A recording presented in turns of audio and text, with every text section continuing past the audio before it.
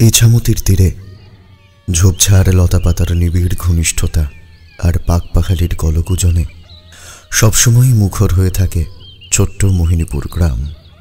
এই গ্রামের বেশিরভাগ মানুষই কৃষিকাজের সঙ্গে যুক্ত। চাষিদের লাঙলের টানে এখানে সূর্য ওঠে, অস্ত যায় চাষিদের ঘরে ফেরার পর। বলি ও রতন, বিকেল তো পড়ে এলো, ঘরে যাবি নে? যাবো গো খুড়ো, কয়েকটা কাজ হাতে হাতে সেরে ফেলি, হলেই ফিরবো। দেখিস বাপ, দেরি করিস নে, অনেকটা পথ, সন্ধে রাতে রাস্তা সুবিধে না। বরং আমি দাইরে যাই, তোর সাথে একলগে ফিরবো খন। এই তো হয়ে এলো বলে, তোমরা এগিয়ে যাও গা, খুড়িমা বাড়িতে বসে থাকবে। কাজ করতে করতে ভাবনায় ডুবে যায় রতন। রতন ভূঁইয়া, বাপটা মারা গেল রতন ছোট থাকতেই। ফলে রতনের বড় শখের পাঠশালা ছাড়তে হলো। ঘর সামলাতে ধরতে হলো সংসারের হাল, সাথে লাঙলেরও। আর সেই রতন আজ এখন 21 বছরের পাক্কা কৃষক। আজ অনেকদিন পর বেশ পাত পেড়ে খেয়েছিল রতন দুপুরে। মা ঘর থেকে রেঁধে এনেছিল পান্তা ভাতের সাথে কাঁচা লঙ্কা আর একটু পেঁয়াজ। এছাড়াও ছিল গেঁড়ি শামুকের চচ্চড়ি আর কিছু পুনকে শাক। রামু কাকা ভোরে বাজার যাওয়ার সময় দিয়ে গেছে, যদিও শামুকটা রতনকে গ্যাঁটের পয়সা খরচ করেই মুখী বুড়ির কাছ থেকে কিনতে হয়েছে। সে যাকে কত দিকে কত টাকা যায়। একটু পয়সার মুখ দেখলেই মনটা খচখচ করে নাকি খরচা করার জন্য? এত কিছুর কি কোনো দরকার ছিল? বলি পান্তা ভাতে কি আর রুচ্ছে না? ভালো মন্দ খেতে খুব মন। অনেক বুঝিয়ে মাকে শান্ত করেছিল বটে রতন, কিন্তু মা কথাটা ভুল বলেননি। ভালো মন্দ খেতে আদপেই তার মন হয়েছিল বটে, হবে নাই বা কেন। মনটা ভীষণ খুশি, তার যে বিয়ে ঠিক হয়েছে গতকাল। খাবারের কথা মনে আসতেই খিদে পেটটা কনকন করে উঠল রতনের। এবার না ফিরলেই নয়। এ হে, কাজ করতে করতে এত রাত হয়ে গেল, ওদিকে মাটা আবার খাবার নিয়ে বসে আছে। কথাটা ভেবেই আকাশের দিকে তাকাতেই রতন অবাক হয়ে যায়। বেশ সন্ধে হয়ে এসেছে। সূর্য সকালে নিজের কর্তব্য সেরে বাড়ির পথে রওনা দিয়েছে। রাত্রের আকাশ কালো চাদরে মুড়ে ফেলছে প্রকৃতিকে। কালো পেঁচার দল উড়ে বেড়াচ্ছে চারদিকে। কাস্তের মতো আতফালি চাঁদ মেঘের মাঝখানে উঁকি মারছে। এত দেরি তার কোনোদিন হয় না। দ্রুত হাতে সব যন্ত্রপাতি গুছিয়ে নেয় রতন। তাড়াতাড়ি পা চালাতে হবে।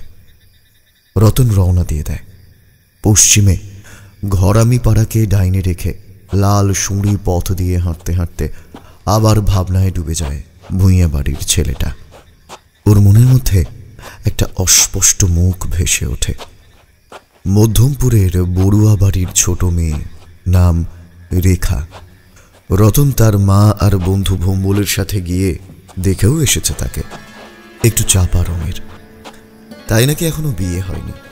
তবে রতনের মতে রং চাপা হলেও মেয়ের মুখের মধ্যে একটা আলগা মায়া আছে। তাছাড়া মুদ্রা কথা হলো, রতনের মতো ছেলেদের রং রূপ এসব দেখলে চলে না। এই মেয়ের রূপে কমতি থাকলেও গুণ কম নেই। মা বলেছিল সেলাই পোড়াই থেকে ধান সেদ্ধ চাল ভাজা সবেতেই পোক্ত হাত। আর কি চাই? মেয়েটাকে রতনের বেশ মনে ধরেছে।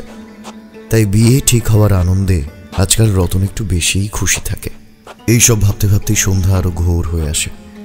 আজকে না চাইতেই একটু বেশি দেরি হয়ে গেছে। বাকি চাষিরা হাতের কাজ ছেড়ে ফিরে গেছে যে যার ঘরে। শুনশান রাস্তা, কাক পক্ষীর দেখা নেই। রতন আরো জোরে পা চালায়।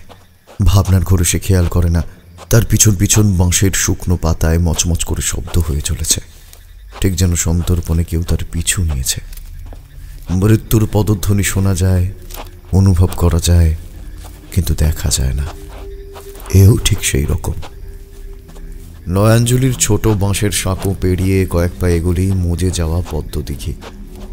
যদিও মা দুর্গার আগমনে প্রফুল্ল হয়ে দু চারটে পদ্ম ফোটে এখনো, রতন দিঘির কাছে আসতেই হঠাৎ আকাশ ঘোর করে ওঠে। কালো মেঘে ছেয়ে যায় চারদিক। ঝড় ওঠে প্রবল বেগে। দামাল হাতির মতো মাথা নাড়তে থাকে তাল নারকেল গাছগুলো। প্রবল হাওয়ার তোড় যেন উড়িয়ে নিয়ে যাবে রতনকে। নড়বড়ে পা নিয়ে কোনো মতে হাঁটতে লাগলো সে। ভালোভাবে তাকাতে পারছে না। ঝড়ের সঙ্গে অসম্ভব ধুলো উঠছে। হঠাৎ এই অন্ধকারের সামনে কেমন একটা যেন আবছা অবয়ব দেখতে পেয়ে থমকে যায় রতন। ঝড়ের মধ্যে সেভাবে পরিষ্কার করে কিছু চিনতে পারল না বটে, কিন্তু বেশ বুঝতে পারল সামনে যে দাঁড়িয়ে আছে সে কোনো পুরুষ নয়। এই ঝড়ের মধ্যে ওখানে কে? ঝড়ের গতির বিপরীতে বাতাস কেটে রতন এগিয়ে যায় সেই আবছা ছায়ামূর্তিটার দিকে। সামনেই সেই মেয়ে, তবে অন্ধকারে তার মুখ দেখা যাচ্ছে না। কে গো তুমি? এই এত রাতে, ঝড়ের রাতে পথে কি করছো? আমাকে চিনতে পারছো না? গলাটা বুঝতে পারল না রতন। না দেখতে পেল মেয়েটার মুখ, শুধু দেখতে পেল রক্তাভ চোখ দুখানা। অন্ধকারেও শিকারী বেড়ালের মতো যেন দুটো গোলক জ্বলছে। সেগুলোর দিকে একভাবে তাকিয়ে থাকলে মাথাটা কেমন যেন করে ওঠে, চোখ সরাতে মন চায় না। তুমি ঠিক চিনলাম না তো। আমি তোমার রেখা। এর মধ্যেই আমাকে ভুলে গেলে? রেখা নামটা শুনতেই রতনের মনে একই সাথে খুশির জোয়ার আর অদ্ভুত এক আলোড়ন বয়ে গেল। এত রাতে হঠাৎ রেখা? মোহিনীপুর আর মধ্যম গ্রাম যদিও পাশাপাশি, তবে হঠাৎ এত রাতে কিভাবে সে আসলো এখানে? ঘর থেকেই বা কি করে ছাড়লো? এতগুলো প্রশ্নের একটাও তখন রতনের মাথায় এলো না। সে তখন আচ্ছন্ন হয়ে পড়েছে এক অন্য মায়ায়। মনে হচ্ছে খুশির জোয়ারে সে ভেসে যাক মাতালের মতো। পাগলের মতো আনন্দ হচ্ছে ওর মনের মধ্যে। এত আনন্দ ওই 21 বছরের জীবনেও কখনো পায়নি। আমি যে বড্ড বিপদে পড়েছি গো। নিরুপায় হয়ে এই ঝড়ের রাতেই তোমার কাছে তাই ছুটে এসেছি। বিপদ? একই মাথাটা ঝড়ের রাতে বেশ তালগোল পাকিয়ে উঠেছে। এমনকি ওই চোখ দুখানায় এক দৃষ্টে তাকিয়ে থাকা রতনের শরীরটা এবার বোধহয় টাল খেয়েও যাচ্ছে মাঝে মাঝে। তার মধ্যে হবু বউয়ের মুখে বিপদের কথা শুনে হিতাহিত জ্ঞান সমস্ত কিছু হারিয়ে ফেলল সে। ঝড়ের অস্থির আবহাওয়ার সাথে সাথে উতলা হয়ে ওঠে রতনের মন। আমার ঘরে যে ডাকাত পড়েছে গো। ওরা আমাকে ধরে নিয়ে যাবে। আমি তো তাই পালিয়ে এসেছি। তোমার ঘরে দরজা ধাক্কা দিচ্ছিলাম, কিন্তু কেউই যে খোলেনি। সে কি? কিন্তু মা? আমার বাবাকে ওরা মেরে ফেলবে গো। তুমি চলো না আমার সাথে, চলো না, দয়া করে চলো আমার সাথে। সে ডাকে কি ছিল কে জানে। রতন ফেরাতে পারল না। রেখার বিপদের কথা শুনে রতনের মনে তখন 100 হাতির বল। সে থাকতে কোন ডাকাত তার রেখাকে নিয়ে যাবে? এদিকে মনে যত বল বাড়ছে রেখাকে দেখার খিদে, ততই শরীরের ওপর নিয়ন্ত্রণ কমে আসছে তার। সে বুঝতেও পারছে না এক আঙুলের টোকায় এখন ডাকাবুকো চাষির ছেলেটাকে শুইয়ে দেওয়া চলে। এক রোগা জীর্ণ অসহায় দুর্বল শরীর নিয়ে রীতিমতো আঁধার হাত রানোর ভঙ্গিতে টলতে টলতে সম্মোহিতের মতো রতন চলতে লাগলো সেই নারীর পেছন পেছন। তার কিছুক্ষণ পর হঠাৎ সেই ঝড়ের মাঝে পাখা ঝাপটে যেন উড়ে গেল শয়ে শয়ে রাত ডাকা পাখি। তাদের সবার চোখ রক্তের মতো লাল, আর পদ্মদিঘির কাছে বাতাসে ভেসে উঠল একটা পুরুষ আর্তনাদ।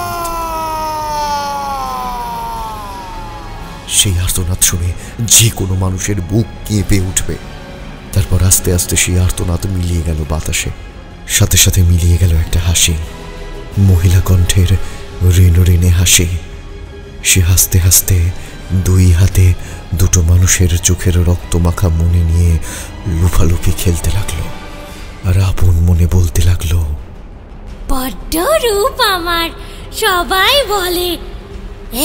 একবার দেখ তো রূপ কত আমার, দেখ না, দেখ দেখ দেখ, একবার দেখ, দেখ না।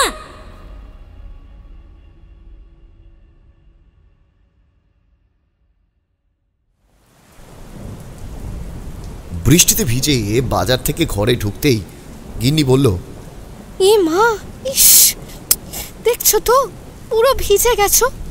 এই জন্যই সকালে বলেছিলাম ছাতাখানা নিয়ে বের হও, আমার কথা তো শুনলেই না।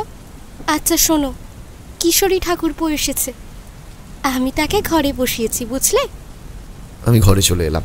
হে, জলে ভিজে কি অবস্থাই না হয়েছে। যাও জামাটা বদলে এসো, তারপর না হয় ঠাকুর মশাইয়ের বাড়িতে যাওয়া যাবে।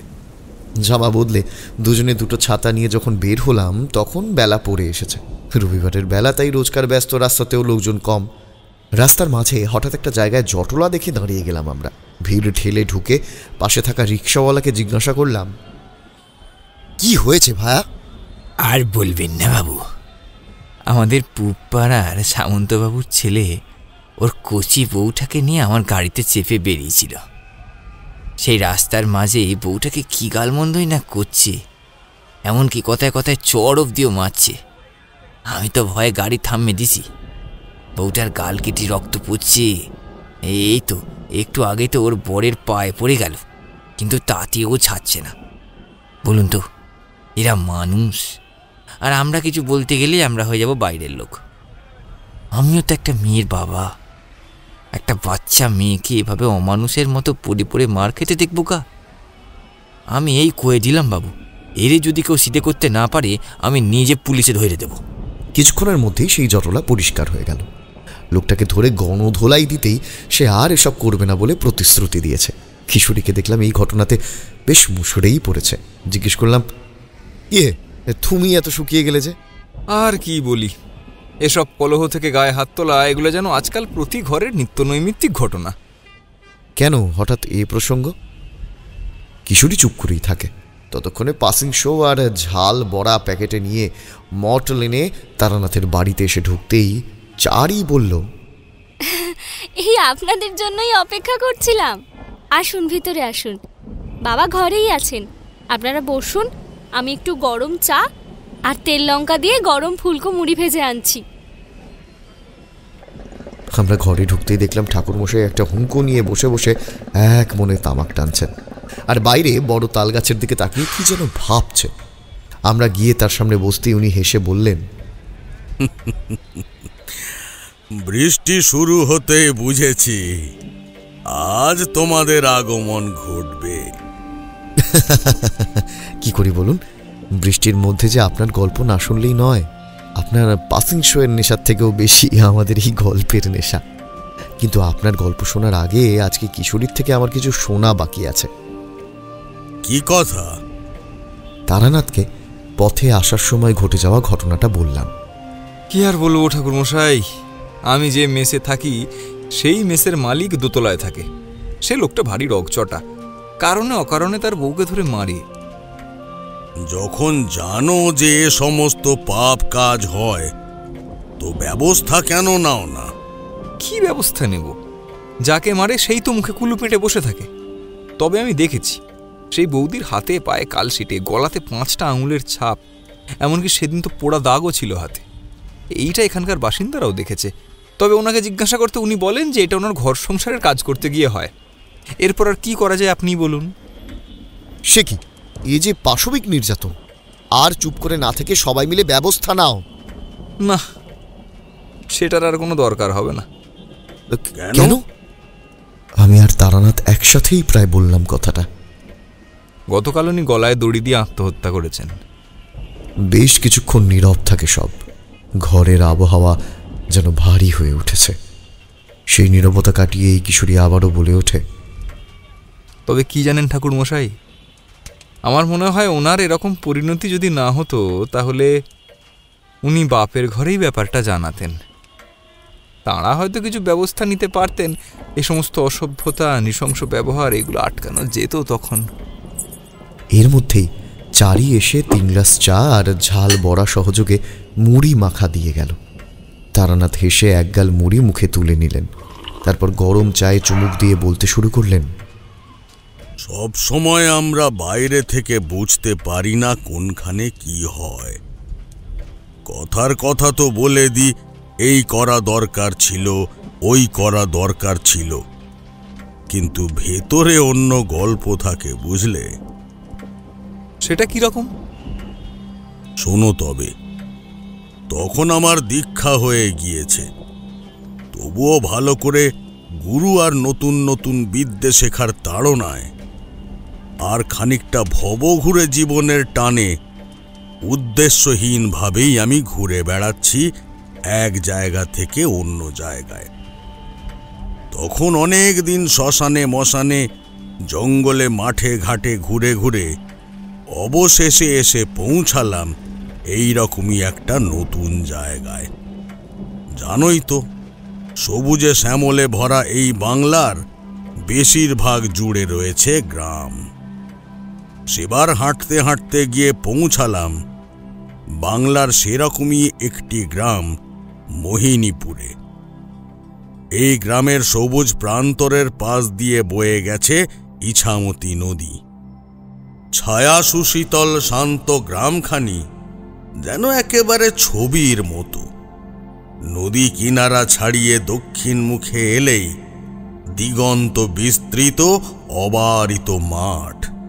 মাঠের পূর্ব পশ্চিমে লাগোয়া বাড়িঘরের জটলা, টালি খড়ের ছাওয়া মাটির ঘর, সাথে দু চারটে পাকা দালান কোঠা। এ পাড়ায় ও পাড়ায় যাওয়া আসার যোগসূত্র গাঁয়ের পায়ে হাঁটা রাঙা পথ।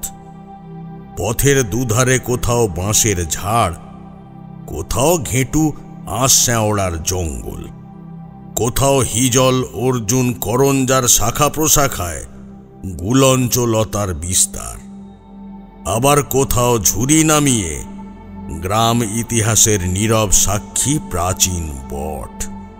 তাল, খেজুর, পাকুড়, অশ্বত্থ আছে এখানে ওখানে ছড়িয়ে ছিটিয়ে। গাঁয়ের পূবের দিকে আম কাঁঠালের বাগান, রাখালের খেলাগৃহ।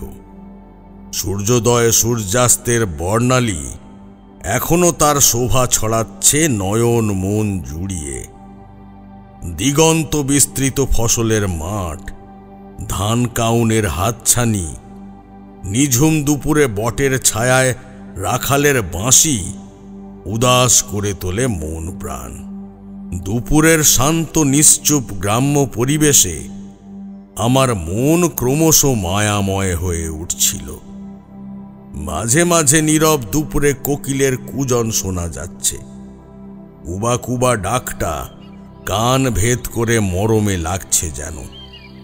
অনেক দিন বনে জঙ্গলে কাটিয়ে মনে তখন চড়া পড়েছে। জানোই তো, পুরবিভাগী সাধু যাকে বলে তা আমি কোনোদিনই ছিলাম না, বরং যাকে বলে ভবঘুরে অনেকটা তাই। এক জায়গায় আমার মন বসতো না, সে জঙ্গল হোক কিংবা ঘর। তাই ঠিক করলাম এইখানে বেশ কিছুটা সময় কাটাবো। একটা বেশ বড় বট গাছ দেখতে পেয়ে তার তলায় গিয়ে বসলাম। একটু চোখ লাগতেই চোখে নিদ্রা দেবী অবতীর্ণ হলেন।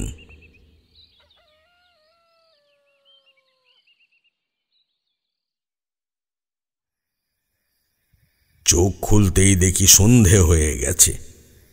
কখন যে এতটা সময় পেরিয়ে গেল বুঝতেও পারলাম না। আমি ঘুম চোখে উঠে গিয়ে পাশের এক ডোবা থেকে জল নিয়ে মুখে চোখে ছিটিয়ে নিলাম। তখনই হঠাৎ একটা বৃদ্ধা আমাকে দেখে এগিয়ে এলেন। আমার তখন পরনে লাল কৌপিন, মাথায় জটা জুট, কপালে লাল ফেটটি, কাঁধে একটা হলুদ ছোপ পড়ে যাওয়া সাদা ঝোলা, গলায় পূর্বতন গুরুর দেওয়া জপের মালা, হাতে শুকিয়ে যাওয়া ভাট ফুলের মালা। বনে জঙ্গলে ঘুরেছি তা হয়ে গেল অনেক দিন, ফলে পায়ে ধুলো কাদার মোটা পরত পড়েছে। দেহের বাকি অংশ কম ধুলিমলিন নয়, একেবারে পথিক সন্ন্যাসীর বেশ। বৃদ্ধা হাত জোড় করে বললেন, প্রণাম নেবেন বাবা। জয় তারা, কল্যাণ হোক মা। বৃদ্ধা আমাকে সাষ্টাঙ্গে প্রণাম করে বেশ কিছুক্ষণ আমার মুখের দিকে তাকিয়ে থাকেন। তারপর একটু ইতস্তত করে বলে ওঠেন, বাবা ঠাকুর, কিছু যদি মনে না করেন তো একখানা আবদার রাখতে চাই। বেশ তো মা, বলো না, বলো কি বলতে চাও। বাবা, আপনি আজকের দিনটা যদি একটু আমাদের বাড়িতে পায়ের ধুলো দেন তবে বড়ই কৃতার্থ হই। মানে আমরা তো বামুন নই, ছোট জাতের মেয়ে। আমি মঞ্জু ভূঁইয়া। তাতে বাবা আপনার কোনো অসুবিধা হবে না তো? মানে আমি আপনার জন্য সবাকে সব বন্দোবস্ত করে দেব না হয়, আপনি যদি একটু পায়ের ধুলোটি দেন। জাতপাত মানা সাধু আমি নই, সে বিষয়ে কোনো চিন্তা নেই। সপাক অন্য পাক অত বিচার আমি মানি নে মা। চলো মা, তবে তোমার সাথেই যাই। খুশি মনে হাঁটা দিলাম বৃদ্ধার পেছনে। বৃদ্ধা কিছুটা দূরে একটা ঘরের সামনে এসে দাঁড়ালো। খুব পাকা বড় বাড়ি না হলেও একেবারে হতশ্রীও না। ঘরের পাশে গোয়াল ঘরে বাঁধা গরু ডাকছে। সামনের দিকে এক জায়গায় খুঁটে কতগুলো নধর ছাগল বাঁধা, অন্যদিকে আবার চালের ওপর মাচা বাঁধা। বেশ সম্পন্ন গৃহস্থের ছাপ পুরো গৃহস্থলিতে। সামনের একটা পুরানো কাঠের সদর দরজা খুলে দাঁড়ালেন বৃদ্ধা। আসুন বাবা, আসুন, ভিতরে আসুন। আমি বৃদ্ধার পেছনে পা বাড়ালাম। তবে কি একটা কারণে ঘরের চৌকাঠে পা দেওয়া মাত্রই গাটা আমার কেমন যেন শিরশির করে উঠল। অশুভ শক্তির গন্ধ পেতে লাগলাম অজান্তেই। তবে কি কিছু অমঙ্গলের টের পাচ্ছি আমি? এ বাড়িতে সকলের অজান্তেই ঘনিয়ে আসছে কোনো বিভীষিকার ছায়া। এই যে আসুন আসুন বাবা, আসুন।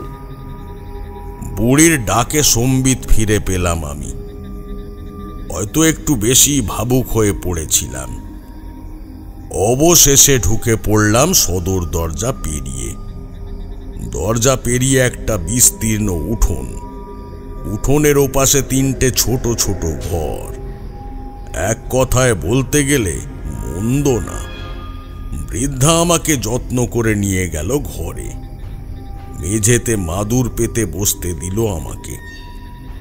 ঘরের মধ্যে অস্বস্তি ধরানো গুমোট ভাবটা বেশ ভালো অনুভব করছিলাম। এই নিন বাবা, অদমের ঘরের দুধ আর খই, এটুকুই গ্রহণ করুন না হয়। আমি আর কথা বাড়ালাম না। মাথার ওপর সূর্য, দুধ আর খই খেয়ে শুয়ে পড়লাম। সারাদিনের ক্লান্তিতে চোখ জুড়িয়ে এসেছিল। তবে তার বিঘ্ন ঘটল হঠাৎ, একটু অপ্রাকৃতভাবেই। আমি ঘুমের মধ্যে দেখতে পেলাম ছেঁড়া ছেঁড়া কিছু দৃশ্য। ছেড়ে দাও, ছেড়ে দাও, ছেড়ে দাও। মর মর মর শালি, মর মর, তুই মর। 16 বছরের একটা নববধূ, হাতে নতুন শাঁখা পলা রাঙা মাখা। একটা শক্ত দড়ি দিয়ে তাকে বেঁধে রাখা হয়েছে বাবলা গাছের সাথে। কাণ্ড থেকে বেরিয়ে আসা কাঁটাযুক্ত গাছের ডালগুলো ক্ষতবিক্ষত করে দিচ্ছে মেয়েটার কোমল হাত দুটোকে। আমার লাগছে, আমার লাগছে, আমাকে ছেড়ে দাও। আমার গোটা শরীর কাঁটাতে বিঁধে গেল, আমার লাগছে। কেউ বাঁচাও, দয়া করে আমাকে বাঁচাও, ঈশ্বরের দয়ায় আমাকে ছেড়ে দাও, আমাকে ছেড়ে দাও।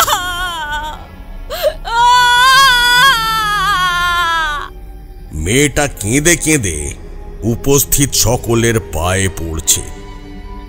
একমাত্র মেয়েটি ছাড়া তাদের সকলের মুখ আবছা অন্ধকারে ঢাকা, যেন পাতলা কুয়াশার আস্তরণ আমার দৃষ্টি ঝাপসা করে দিয়েছে।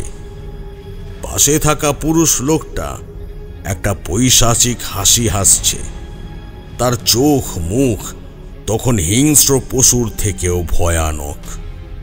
মেয়েটির একদম কাছে এসে ফিস ফিস করে সে বলল, এই এতেই তোর সোনার কতরে ব্যথা পড়ে যাচ্ছে? হ্যাঁ, তাহলে এখন কি করবি? হ্যাঁ।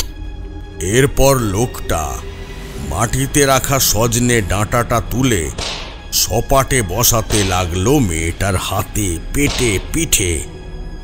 যন্ত্রণায় কাতরে উঠল মেয়েটা।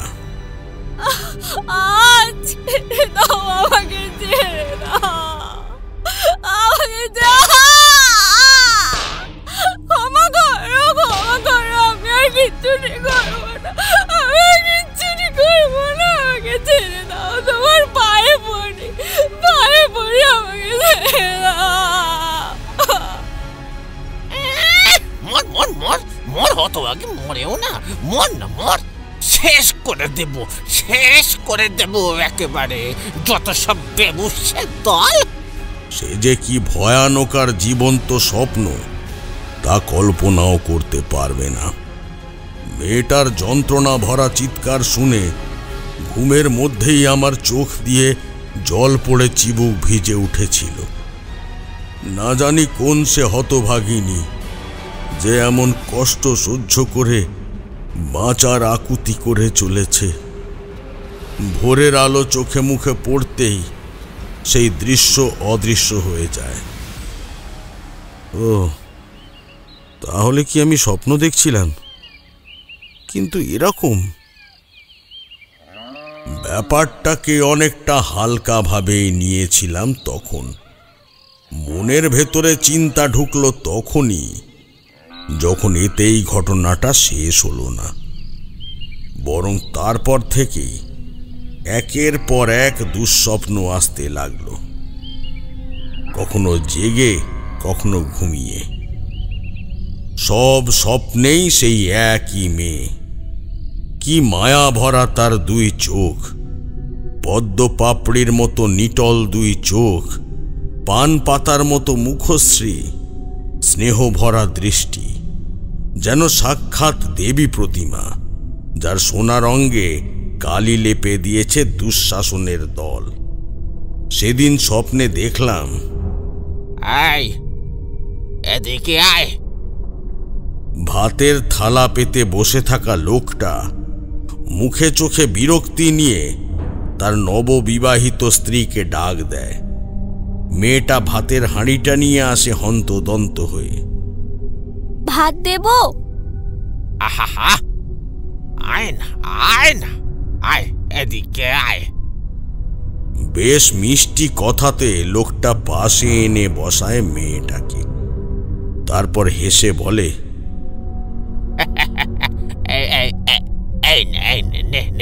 এই তরকারিটা খেয়ে দেখ একবার, দেখ দেখ, খা খা খা খা।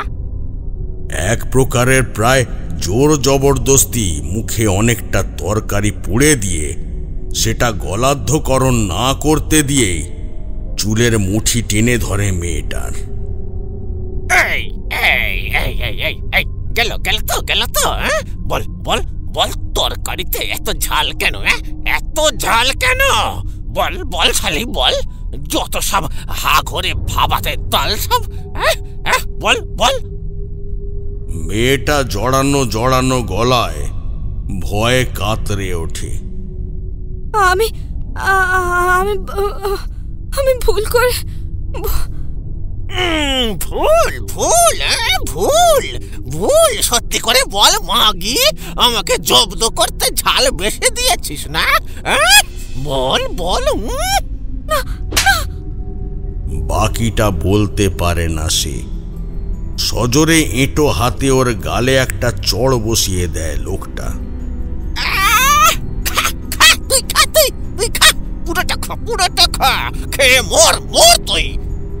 চুলের মুঠিটা ধরে মেয়েটার মুখটা থালাতে আছড়ে দেয় সেই লোক। এখনো লোকটার মুখ আমার চোখে পরিষ্কার নয়। তরকারির ঝাল চোখে মুখে ঢুকে লাল হয়ে যায় মেয়েটার কচি সুন্দর মুখটা। চোখ দিয়ে গড়িয়ে পড়ে জল। এতদূর বলে থেমে যায় তারানাথ। একটা গভীর নিঃশ্বাস ফেলে মুড়ি শেষ করে টান দেয় সিগারেটে, যেন সেই বিভীষিকাময় দুঃস্বপ্নের স্মৃতিগুলো উড়িয়ে দিতে চায় সিগারেটের ধোঁয়ার সাথে। কিশোরীর মুখের দিকে তাকালাম। এতক্ষণ তারানাথের বলা বিভৎসতার বর্ণনা শুনেই সে রীতিমতো রাগে লাল হয়ে উঠেছে। এত বিভৎসতা? কেউ এত নিষ্ঠুর, এত পাশবিক কি করে হতে পারে? শুধু কি তাই কিশোরী, এমনকি মধুময় রাতকে বিভীষিকাময় করে তোলার মতো আরো অনেক দৃশ্যই দেখেছি। এরপর কি করলেন? সেই স্বপ্নগুলো বারবার দেখে আমি আর ব্যাপারটাকে এড়িয়ে যেতে পারিনি। একের পর একই ধরনের স্বপ্ন। তাছাড়া সেই ঘরে ঢোকার সময়ও একটা অশুভ শক্তির আভাস পেয়েছিলাম। তখন হয়তো এড়িয়ে গেছিলাম ব্যাপারগুলো।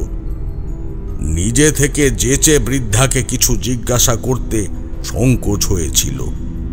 উনিও আমার পরিচয় জেনেও কিছু বলেননি, সুতরাং আমি কিছুই বলিনি। কিন্তু সেদিনের পর আর এড়ানো গেল না। এই কটা দিন এই বাড়িতে বুড়ি আর তার বউকে ছাড়া আমি কাউকেই দেখতে পাইনি। আসলে বড় বাড়ির দিকে একটা ঘর বরাদ্দ, সেখানে এসেই তারা আমার খাবার দিয়ে যায়। আমি বাকি সময় হয় ধ্যানে ব্যস্ত থাকি, নয়তো গ্রামের পথে ঘুরে ঘুরে বেড়াই। তাই আমি নিজে মঞ্জু দেবীর সাথে গেলাম কথা বলতে।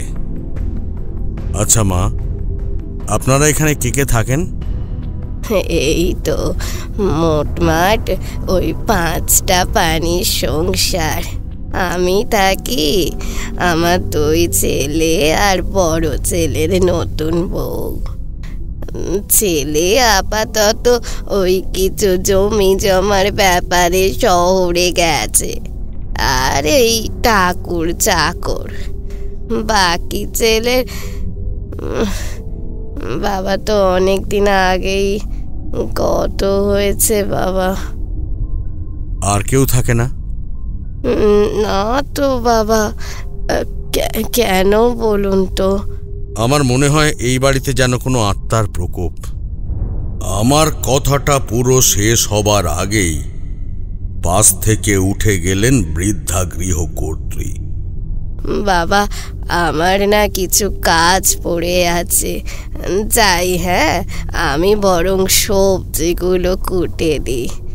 বলছি, ওই দুপুরে কুমড়োর তরকারি খাবেন তো? এরপর থেকেই বৃদ্ধা সহ বাকিরা সকলেই যেন ব্যাপারটা একটু এড়িয়ে যেতেই লাগলেন। এমনকি শুধু প্রশ্ন না, আমি মানুষটাকেই ওরা সকলে এড়িয়ে চলতে শুরু করলেন।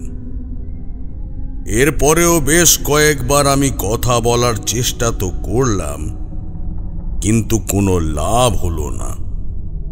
1-2 বার মন হলো চলে যাই এই বাড়ি ছেড়ে, কিন্তু পারলাম না।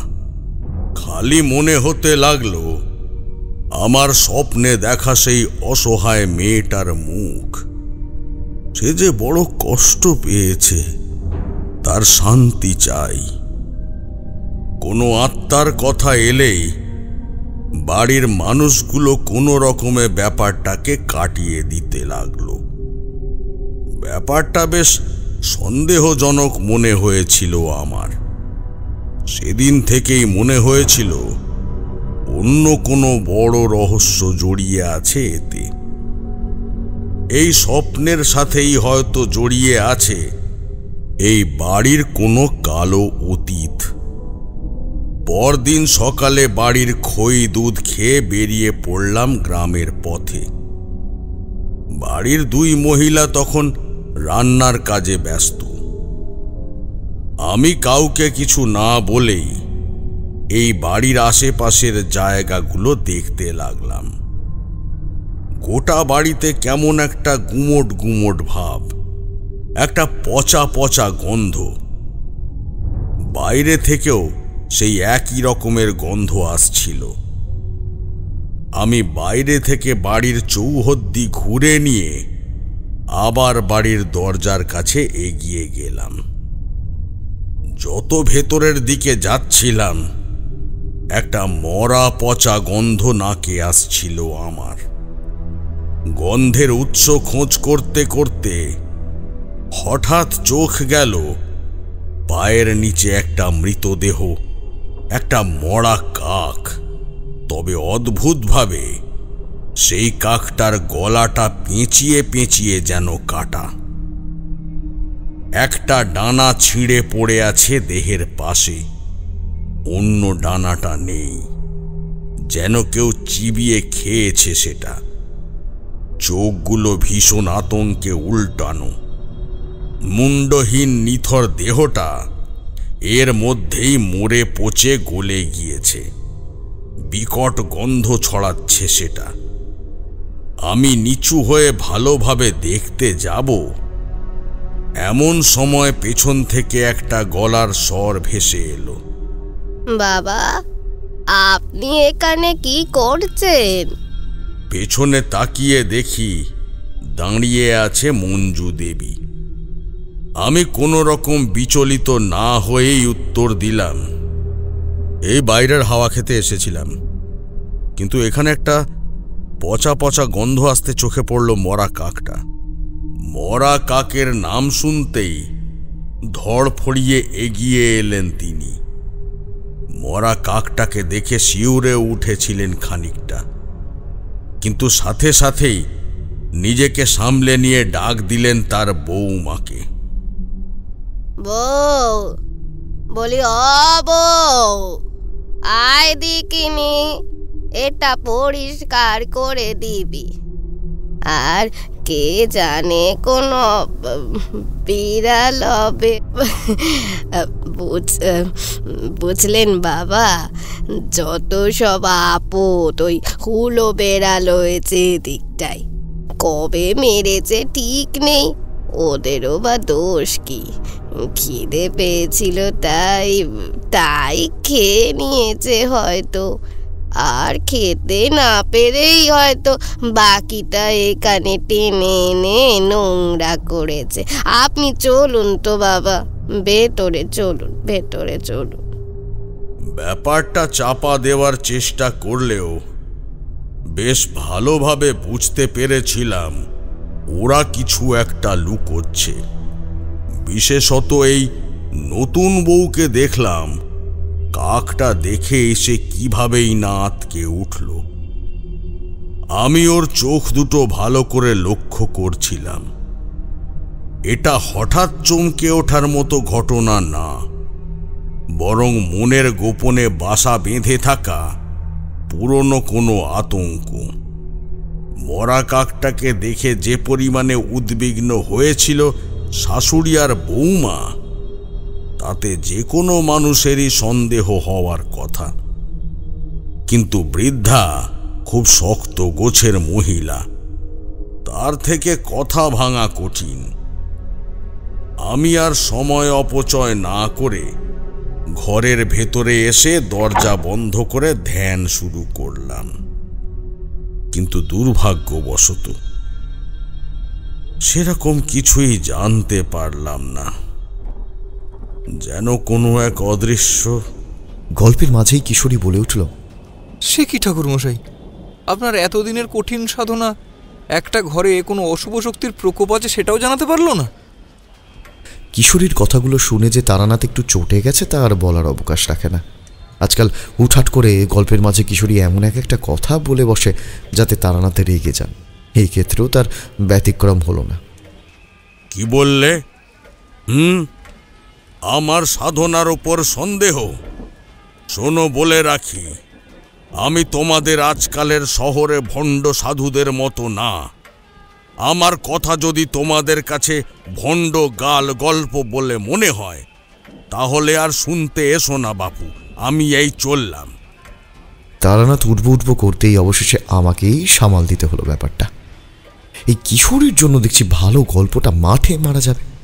গল্প এভাবে মাঝপথে ছেড়ে দিলে কি আর আমাদের তৃপ্তি হয়? বরং সারাটা দিন মনটা উসকুস করে। আহা হা, দাঁড়ান দাঁড়ান ঠাকুরমশাই, দাঁড়ান দাঁড়ান, এভাবে চটে যাচ্ছেন কেন? আসলে কি বলুন তো, সেই ওর মেসের ঘটনাটা নিয়ে একটু চিন্তিত, তাই উল্টোপাল্টা বকে গেছে। আর কিশোরী তো আপনি তো জানেন ও কেমন, বেশি কান দেবেন না ওর কথায়। বসুন বসুন ঠাকুরমশাই, বসুন। এইভাবে আসন ছেড়ে উঠে গেলে কি আর ভালো লাগে বলুন? তখনের মতো শান্ত হয়ে বসলো তারানাথ। আবার চালু হলো গল্প। হ্যাঁ হ্যাঁ, তা কি বলছিলাম? হ্যাঁ, মনে পড়েছে। ধ্যান করে বিশেষ কিছুই জানতে পারলাম না, যেন অদৃশ্য কোনো প্রভাব চাইছে না আমি জানি এই বাড়ির ইতিহাস। শুধু এইটুকুই বুঝতে পারছিলাম যে বাড়িতে কোনো অতৃপ্ত আত্মার প্রভাব অবশ্যই রয়েছে। সে আত্মার শক্তি বড় ভয়ানক এবং সে নির্মম। ধ্যান করার সময় যেভাবে আমার ঘরের জানলার বাইরে একের পর এক শুকনো পাতা ঝড়ের মতো উড়ে আসছিল, তাতে এটুকু বুঝলাম যে সেটা কোনো প্রাকৃতিক ঘটনা হতেই পারে না, বরং অতি প্রাকৃতিক কোনো ইঙ্গিত। সেই আত্মা সম্ভবত বড্ড অতৃপ্ত কোনো বাসনা নিয়ে মরেছে। কষ্ট পেয়ে অন্তিম নিঃশ্বাস নিয়েছে সে। শুধু অতৃপ্ত না, তার সাথে প্রতিহিংসাপরায়ণ অতি ভয়ঙ্কর এক আত্মা। উঠে গিয়ে জানালাটা বন্ধ করে আবার ধ্যানে মগ্ন হলাম। বেশিক্ষণ না, তবে অল্প সময়ের জন্য শুনতে পেলাম একটা স্বর, একটা মেয়েলি স্বর। ধ্বংস করে দেব, আমি সুযোগ পেলে সব ধ্বংস করে দেব। আমার পথে কেউ আসবে না, কেউ আসবে না, কেউ না। সবাইকে আমি শেষ করে দেব, সবাইকে আমি শেষ করে দেব। সব সব তছনছ করে দেব, আমি সব তছনছ করে দেব। কেউ শান্তি পাবে না, কেউ না। কেউ আমাকে শান্তি দেয়নি, কেউ শান্তি পাবে না। ওরাও কেউ শান্তি পাবে না, কেউ না, কেউ পাবে না। আমি সাহসে ভর করে বললাম, কে তুমি? কি তুমি? কি চাও? কিন্তু একটাও প্রশ্নের উত্তর এলো না। চারিদিকে শুধুই শূন্যতা, অসীম শূন্যতা। বুঝতে পারলাম এমন কোনো কারণ আছে যার জন্য এই আত্মা আজ এতটা প্রতিহিংসা প্রবণ, এতটা দুর্দমনীয়। কিন্তু কে সে? কি সে কারণ? দুপুরে খেতে বসার সময় একটু ভালো করে লক্ষ্য করতে চোখে পড়ল অন্য একটা জিনিস। মঞ্জু দেবী আর তার বৌমার হাতে একটা করে তাবিজ বাঁধা। পিতলের তাবিজ, বিপত্তারিণী মায়ের তাগা দিয়ে বাঁধা। আমার নজরে পড়তেই আমি জিজ্ঞাসা করলাম, বলছি মা, এই যে তাবিজগুলো পরে আছো, এগুলো কি জন্য? ঠাকুরমশাই, এটা মঞ্জু দেবীর বৌমা হয়তো কিছু একটা বলতে যাচ্ছিল, কিন্তু মঞ্জু দেবী নিজের থেকে বলে ওঠেন, আসলে বাবা, এটা আমাদের কুলগুরুর, গুরুদেব আমাদের দিয়েছেন। এটা সবার মঙ্গল কামনার জন্যই উনি এখানে আমাদের দিয়েছেন। এই যে বউ, বলি তুমি চলো দেখি আমার সাথে। রান্নাঘর থেকে তরকারির বাটিগুলো আনতে হবে যে। বৃদ্ধা এক প্রকারের টেনে নিয়ে গেল ওনার বৌমাকে। তবে জিনিসটা বেশ অদ্ভুত খচখচ মনোভাব জন্ম দিল আমার মনে। সেই দিন সন্ধেবেলা যেন ছিল একটা অভিশপ্ত সন্ধ্যা। সবে দাওয়ায় বসে বাড়ির বিষয়টা নিয়ে ভাবছিলাম, হঠাৎ একটা কান্নার রোল ভেসে এলো। গো, আমার কি হলো গো? গো, আমার ছেলে মেয়েকে নিয়ে গেল গো, আমার বেটার সর্বনাশ এভাবে কি করে হলো? কোন সত্তরে আমার ছেলেকে নিয়ে গেল গো? আমার কি গেল গো? বাড়ির সব সদস্য সহ আমি ছুটে গেলাম সেই দিকে। গিয়ে দেখি একজন মহিলা ফুঁপিয়ে ফুঁপিয়ে কাঁদছে। তার সামনে একটা বাড়ির সামনে সাদা কাপড় জড়ানো একটা ক্ষতবিক্ষত লাশ পড়ে আছে। মহিলা ক্রমাগত সেই লাশের বুকে মাথা ঠুকে কেঁদে চলেছে। দেখলাম গ্রামের বেশ অনেক লোকই মহিলার আর্তনাদ শুনে এসে জড়ো হয়েছে সেই বাড়ির সামনে। আমি কৌতূহলবশত এগিয়ে গিয়ে পাশে থাকা ছেলেটিকে জিজ্ঞেস করলাম, আচ্ছা বাবা, কি হয়েছে বলো তো?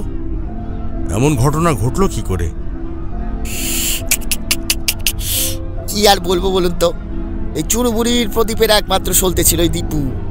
বাড়ির পিছনে তাল পুকুরে তাল কুড়তে গেছিল সকালবেলায়, তারপর থেকে বাড়ির কেউ চোখে থাকেনি। দীপু দোষের মধ্যে একটাই, পাঁড় মাতাল, বুঝলেন কিনা? বুড়ি হয়েছিল যে তাল বেচে মদ খেয়ে পড়ে আছে কোথাও, হয়তো বা তাল পুকুরের ধারেই কোথাও পড়ে আছে, ওখানেই হরদম মদ খেয়ে ওপর থাকে না। এইদিকে দুপুর পেরিয়ে সন্ধ্যা হয়ে গেল, তবু দীপু এলো না। দেখে বুড়ি তখন ওই খুলতে গেছিল ওই বাড়ির পেছনে, গিয়ে দেখে এই অবস্থা। এত চিৎকার করে দরজা ধাক্কিয়ে আমার বাড়ি থেকে আমাদের ডেকে আনলো। তারপর দেখি দীপু আর নেই, মরে পড়ে আসে। সব থেকে একটা অদ্ভুত জিনিস দেখবেন। কি দেখি? ছেলেটা ধীরে ধীরে সেই লাশটার কাছে এগিয়ে যায়, তারপর সেখানে বসে লাশের ওপরে থাকা সাদা ঢাকাটা একটু নামিয়ে দেয়। তারপর যা দেখলাম তাতে আমিও খানিকটা নড়ে গেলাম ভিতরে ভিতরে। দীপুর অবস্থা দেখে আমার গা গুলিয়ে উঠল। তার ধড় আর মাথা আলাদা। সেই মাথাটাকে যেন কেউ খুব নৃশংসভাবে ধারালো কিছু দিয়ে পেঁচিয়ে পেঁচিয়ে কেটেছে। জায়গায় জায়গায় পচন শুরু হয়েছে, এর মধ্যেই একটু গন্ধও ছেড়েছে, যেন হাতটা কেটে আলাদা হয়ে পড়ে আছে। দেহের কিছু কিছু জায়গায় খোবলানো, সেখানে মাংসপিণ্ড যেন কেউ তুলে নিয়েছে। কোথাও আবার বাঘের বা হিংস্র নেকড়ের থাবার মতো বড় বড় নখের আঁচড়। চোখ দুটো আতঙ্কে আর যন্ত্রণায় ঠিকরে বেরিয়ে এসেছে। কেউ সেটাকে বন্ধ করার দুঃসাহস করতে পারেনি। লাশের প্রকৃতি দেখে কেন জানি না আমার সেই মৃত কাকটার কথা মনে পড়ে গেল। কথাগুলো শুনে রীতিমতো আমাদের ভয়ে বুক কেঁপে উঠল। দুজনেই একসাথে চরম বিস্ময়ে জিজ্ঞেস করলাম, সে কি এভাবে এত নৃশংস? তারানাথ মাথাটা একটু নিচু রেখে বলে উঠল, হ্যাঁ, এরকম ভয়ানক অবস্থা দেখে যে কোনো মানুষ যে শিউরে উঠবে তাতে কোনো সন্দেহ নেই। কে করলো, কেন করলো, এসব না জানলেও এইটুকু বিষয়ে একদম নিশ্চিত হয়ে গেছিলাম যে মৃত্যুটা স্বাভাবিক অন্তত হতে পারে না, কোনোভাবেই না। তবে দেখলাম গ্রামবাসীদের ভিড়ের মধ্যে বৃদ্ধা আর তার বৌমা এসে দাঁড়িয়েছে। বৃদ্ধার চোখের দৃষ্টি সেই লাশের দিকে স্থির। তার চোখে আতঙ্কের থেকেও বেশি বিস্ময়, যেন সে জানে কিভাবে হয়েছে এই মৃত্যু। তবে তার জানা মতে যেন এই মৃত্যু হতে পারে না। একটা অভাবনীয় কোনো বিষয় ঘটে গেছে যেন। অন্যদিকে নতুন বউয়ের মুখে আমি পরিষ্কার দেখলাম অবর্ণনীয় ভয়ের ছাপ। ছোট্ট নির্মল মুখটা কুঁকড়ে শুকিয়ে গেছে কিসের অজানা আশঙ্কায়। ঠিক এর পর থেকেই সূর্য নামার পর গ্রামবাসীদের বেরোনো বন্ধ হয়ে গেল। ঘোরাঘুরি তো দূরস্থ, কাজের জন্যেও কেউ বের হতো না। এমনকি একা কোনো মানুষ কোথাও যেতে ভয় পেতে লাগলো। দল বেঁধে চলাফেরা করা শুরু করলো। কিন্তু তখন আবার শুরু হলো অন্য তাণ্ডব। মানুষ না, এরপর একের পর এক নিরীহ পশু বলি হতে লাগলো সেই অতৃপ্ত আত্মার প্রতিশোধের আগুনে। গোয়ালে বেঁধে রাখা গরু ছাগল থেকে শুরু করে ভেড়া, মুরগি, এমনকি রাস্তার নিরীহ কুকুর বা ঘুঘু পাখি অথবা বন বেড়াল, প্রতিদিন কোনো না কোনো লাশ পাওয়া যেতে লাগলো। যেন রক্তের নেশা চড়ে গেছে সেই আত্মার। সেই একই রকম বিভৎস নিথর দেহ আবিষ্কার হতে লাগলো প্রতি ভোরে। মানুষও কম মরল না। একটা অসতর্ক পদক্ষেপ আর রতন ভূঁইয়া, বিশু সোরেন, আরো কত লোক মারা গেল পরপর। আমিও পরপর সব ভয়ঙ্কর স্বপ্ন দেখতে শুরু করলাম। চরিত্রহীন পরপুরুষের দিকে এত নজর কেন তোর? এত নজর কেন? পোষাচ্ছে না আমার সাথে? এক হাতে কোঁকড়ানো চুলের গোছা ধরে শাড়ির ফাঁক দিয়ে মেয়েটার পেটে লাথির খোঁচা মেরে জিজ্ঞেস করতে থাকে ওর স্বামী। আপনি ভুল বুঝছেন, আপনি ভুল বুঝছেন। শুনুন, লোকটা আমার গ্রামের, আমার বাবার হয়ে আমাকে আশীর্বাদ দিতে এসেছিল। আমি তো শুধু... কেন কেন কেন আমি সব জানি শালি। এই আমি তো তোকে মানা করে দিয়ে গেছিলাম। বল বল বল, আমি তো তোকে মানা করেছিলাম আমি তোকে। বল বল। লাগছে ও মা গো, ফুলের শরীর বেটির, তাতে বুঝি ব্যথা লাগছে? এই চিৎকারে আর কোনো জবাব দেয় না মেয়েটা, শুধু ক্লান্ত হয়ে কেঁদে যায় এক নাগাড়ে। তার শরীর ছেড়ে দেয় আজকাল। বড্ড ক্লান্ত লাগে, অসহায় লাগে। আচ্ছা, ঈশ্বরও কি বধির? এই পাষণ্ড মানুষগুলোর মতো তারাও কি ওর চিৎকার শুনতে পায় না? মুখে কথা নেই কেন? বল বল বল বল বল। ক্রমশ অসহিষ্ণু হয়ে লোকটা তার লাঠির আগাটা জোরে ঢুকিয়ে দেয় মেয়েটার মুখে। যন্ত্রণায় ছটফট করে কোঁকিয়ে ওঠে সে, তবুও কেউ ছাড়ে না তাকে।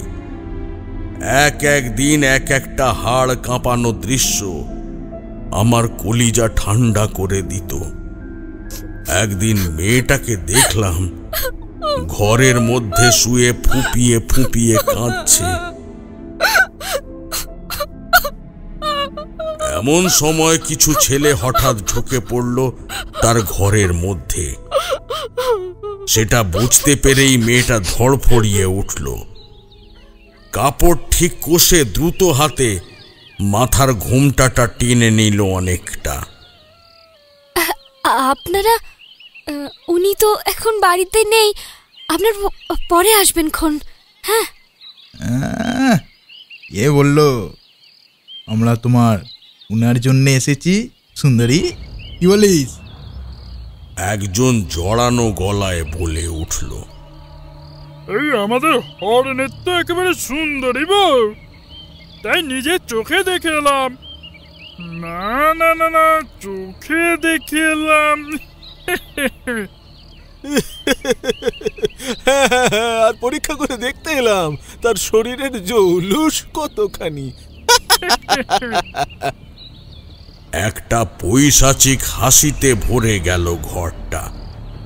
মেয়েটা ভয় পেয়ে উঠে বেরোতে চাইল, কিন্তু ওদের মধ্যে একজন এসে ওকে ঠেলে ফেলে দেয় বিছানাতে। আরে আরে আরে কি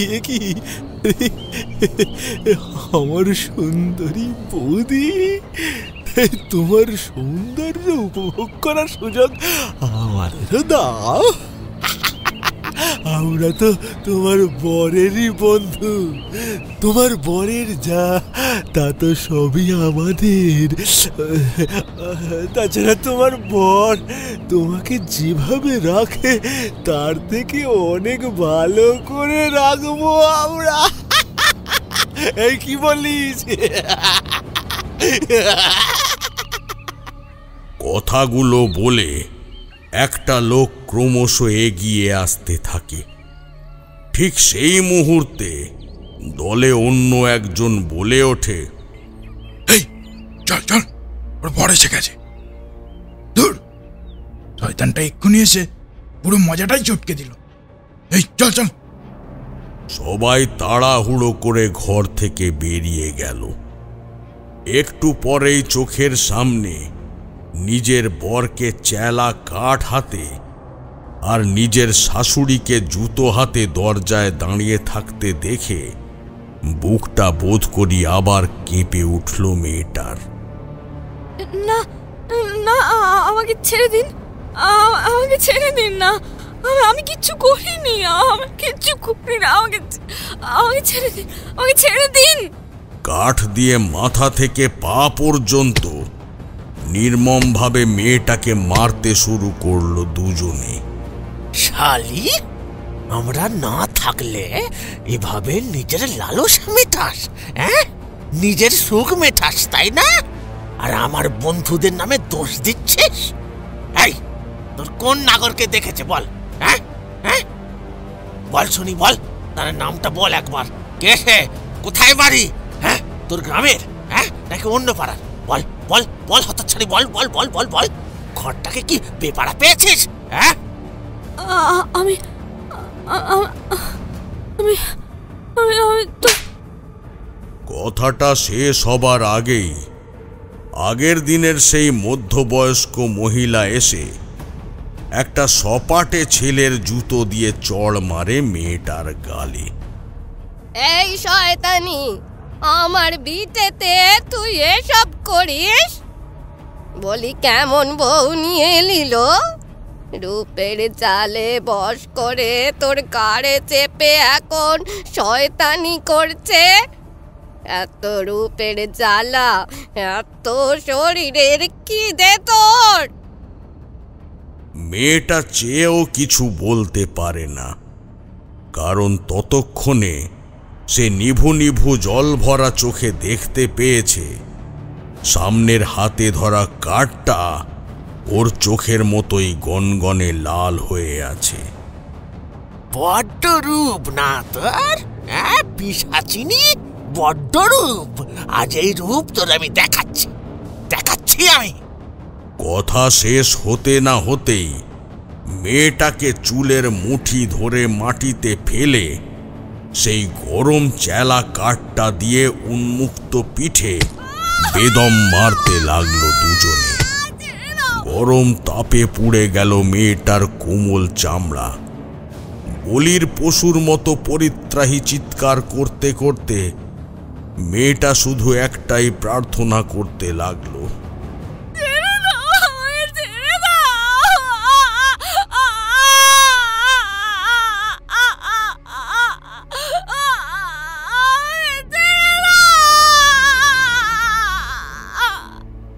লোকটা হাত ছাড়তেই মারের চোটে দুর্বল শরীরটা টলমল করে পড়ে গেল মেয়েটা। চিৎকার করে ওর গলা বসে গেছে, চোখ দুটো প্রায় বোজা, শুধু জ্ঞান আছে যন্ত্রণার কারণে। প্রচণ্ড কষ্ট ওকে অজ্ঞান হওয়ারও অনুমতি দিচ্ছে না। মুখ দিয়ে গ্যাঁজলা বেরিয়ে এসেছে, নাকের পাশে রক্তের সরু রেখা ফুটে উঠেছে, সিঁথির সিঁদুর লেপটে গেছে সারা কপালে, চুলগুলো রক্ত মাখা। তাও মেয়েটা হাতড়ে হাতড়ে লোকটার পা খুঁজতে চাইল, পা দুটো ধরে একটিবার মুক্তি ভিক্ষা করতে চাইল। কিন্তু লোকটার তাতে মায়া এলো না, এলো বিরক্তি আর প্রলয় ধরানো রাগ। চুলের গোছ ধরে মেয়েটাকে সোজা করে তার পায়ের থেকে জুতোটা খুলে মুখে বসিয়ে দিল এক বাড়ি। সেই আঘাতে ওর গলা থেকে বুক পর্যন্ত তৈরি হলো একটা গভীর দাগ। এক আঘাতেই জ্ঞান হারিয়ে মাটিতে পড়ে গেল মেয়েটা। দরজার কোণে মাথা ঠুকে গেল, মাথা ফেটে গেল, রক্ত মাখামাখি হয়ে গেল মেঝেতে। বিপর্যস্ত অজ্ঞান মেয়েটাকে সেভাবেই দরজা বন্ধ করে রেখে চলে গেল দুই মা আর ছেলে। চেয়ে দেখলাম তারানাথের চোখের কোণে জল। স্মৃতির বিভীষিকা বিধ্বস্ত করে দিয়েছে মানুষটাকে। একটু পরে খেয়াল করলাম আমাদের চোখ দুটো শুকনো নেই। কিছুক্ষণ বাইরে তাকিয়ে থাকার পর তারানাথ আবার নিজেকে সামলে নিয়ে শুরু করলেন। এক জায়গায় আমি বেশি দিন থাকি না, কিন্তু একটা গ্রামকে এই অবস্থায় ফেলে চলে যাব এতটা পশু আমি কোনোদিন ছিলাম না। আমি নিজের মতো করে চেষ্টা করতে লাগলাম এই নতুন আতঙ্কের রহস্য ভেদ করবার। এইটুকু জিনিস আমার মজ্জাগত হলো যে এসব কাজ ওই অতৃপ্ত আত্মারই করা। সেই রাতে আমার ঘুম এলো না। রোজ রোজ এমন স্বপ্ন দেখতে কারই বা ভালো লাগে বলো? এদিকে গোটা গ্রাম নিশ্চুপ। ভোর সন্ধেতেই কেউ যেন গোটা গ্রামকে রূপোর কাঠি ছুঁয়ে ঘুমের দেশে নিয়ে গেছে। তবে আমার চোখে ঘুম নেই। অনেকক্ষণ ধরেই কানের কাছে ভেসে আসছে কিছু অশুভ আওয়াজ, কাক আর শকুনের ডাক। এক নাগাড়ে ডেকেই যাচ্ছে তারা। অনেকটা আর্তনাদ আর কান্নার গন্ধ মিশে সেই ডাকে। ক্রমশ সন্ধ্যা গড়িয়ে রাত হলো। সেই শব্দগুলো নীরব রাতে যেন আরো বেশি করে কানে প্রতিধ্বনিত হচ্ছে। মাদুর থেকে উঠে বসে দরজা খুলে বাইরে বেরিয়ে এলাম। নিকষ অন্ধকার রাতে কোনো কিছুই যেন ঠাহর করা যাচ্ছে না। তখনও কানে আসছে পাখিদের আর্তনাদ, সেই চিল চিৎকার। হঠাৎ মনে হলো সামনের থেকে কেউ একটা এগিয়ে আসছে এই দিকে। অমাবস্যার অন্ধকারে কিছুই দেখা যাচ্ছে না ঠিক করে। কিছুটা সামনে আসতে বোঝা গেল সে এই বাড়ির নতুন বউ। কিন্তু পেছনে ওটা কিসের ছায়া? পরিষ্কার দেখলাম বৌমার সাথে সাথে হেঁটে আসছে একটা ঘোর কালো ছায়া। আমি আর হাত গুটিয়ে বসে থাকলাম না। তৎক্ষণাৎ মন্ত্র জপ করতে শুরু করলাম। মন্ত্র জপ করার সঙ্গে সঙ্গেই সেই ছায়াটা উধাও হয়ে গেল। কমে এলো সেই পাশবিক নৈশ চিৎকার। আমাকে অন্ধকারের মধ্যে বাইরে দাঁড়িয়ে পইতে ধরে মন্ত্র জপ করতে দেখে আকস্মিকতায় নতুন বউয়ের হাত থেকে খসে পড়ল ধরে থাকা দুধের গ্লাসটা। নতুন বউ ভয়ে হতচকিত হয়ে আমাকে এসে প্রণাম করল। কি হয়েছে বাবা? আপনি এরকম মন্ত্র জপ করলেন হঠাৎ? কিছু না, এমনি সবার মঙ্গল কামনাতে। কিন্তু তুমি এখানে কি করছো মা? আমাকে তো মা বললেন নিজের হাতে আপনাকে এক গ্লাস দুধ দিয়ে আসতে। নতুন বউয়ের সাথে কথা বলতে বলতে হঠাৎ নজরে পড়ল তার হাতে থাকা পিতলের মাদুলিটা আর নেই। এ কি মা, তোমার হাতের মাদুলি কই? আসলে ঠাকুরমশাই, মা বললেন যে ওটা খুলে আপনার কাছে যেতে। আপনি নাকি নতুন মাদুলি দেবেন বলেছেন। প্রচণ্ড বিস্মিত হলাম। বৃদ্ধা শাশুড়ির সাথে সে বিষয়ে আমার কোনো কথা যে হয়নি সেটা খুব ভালো করেই মনে ছিল। সে কি ঠাকুরমশাই, বুড়ি তো ডাহা মিথ্যা কথা বলে দিলেন। আচ্ছা, তাহলে কি উনি?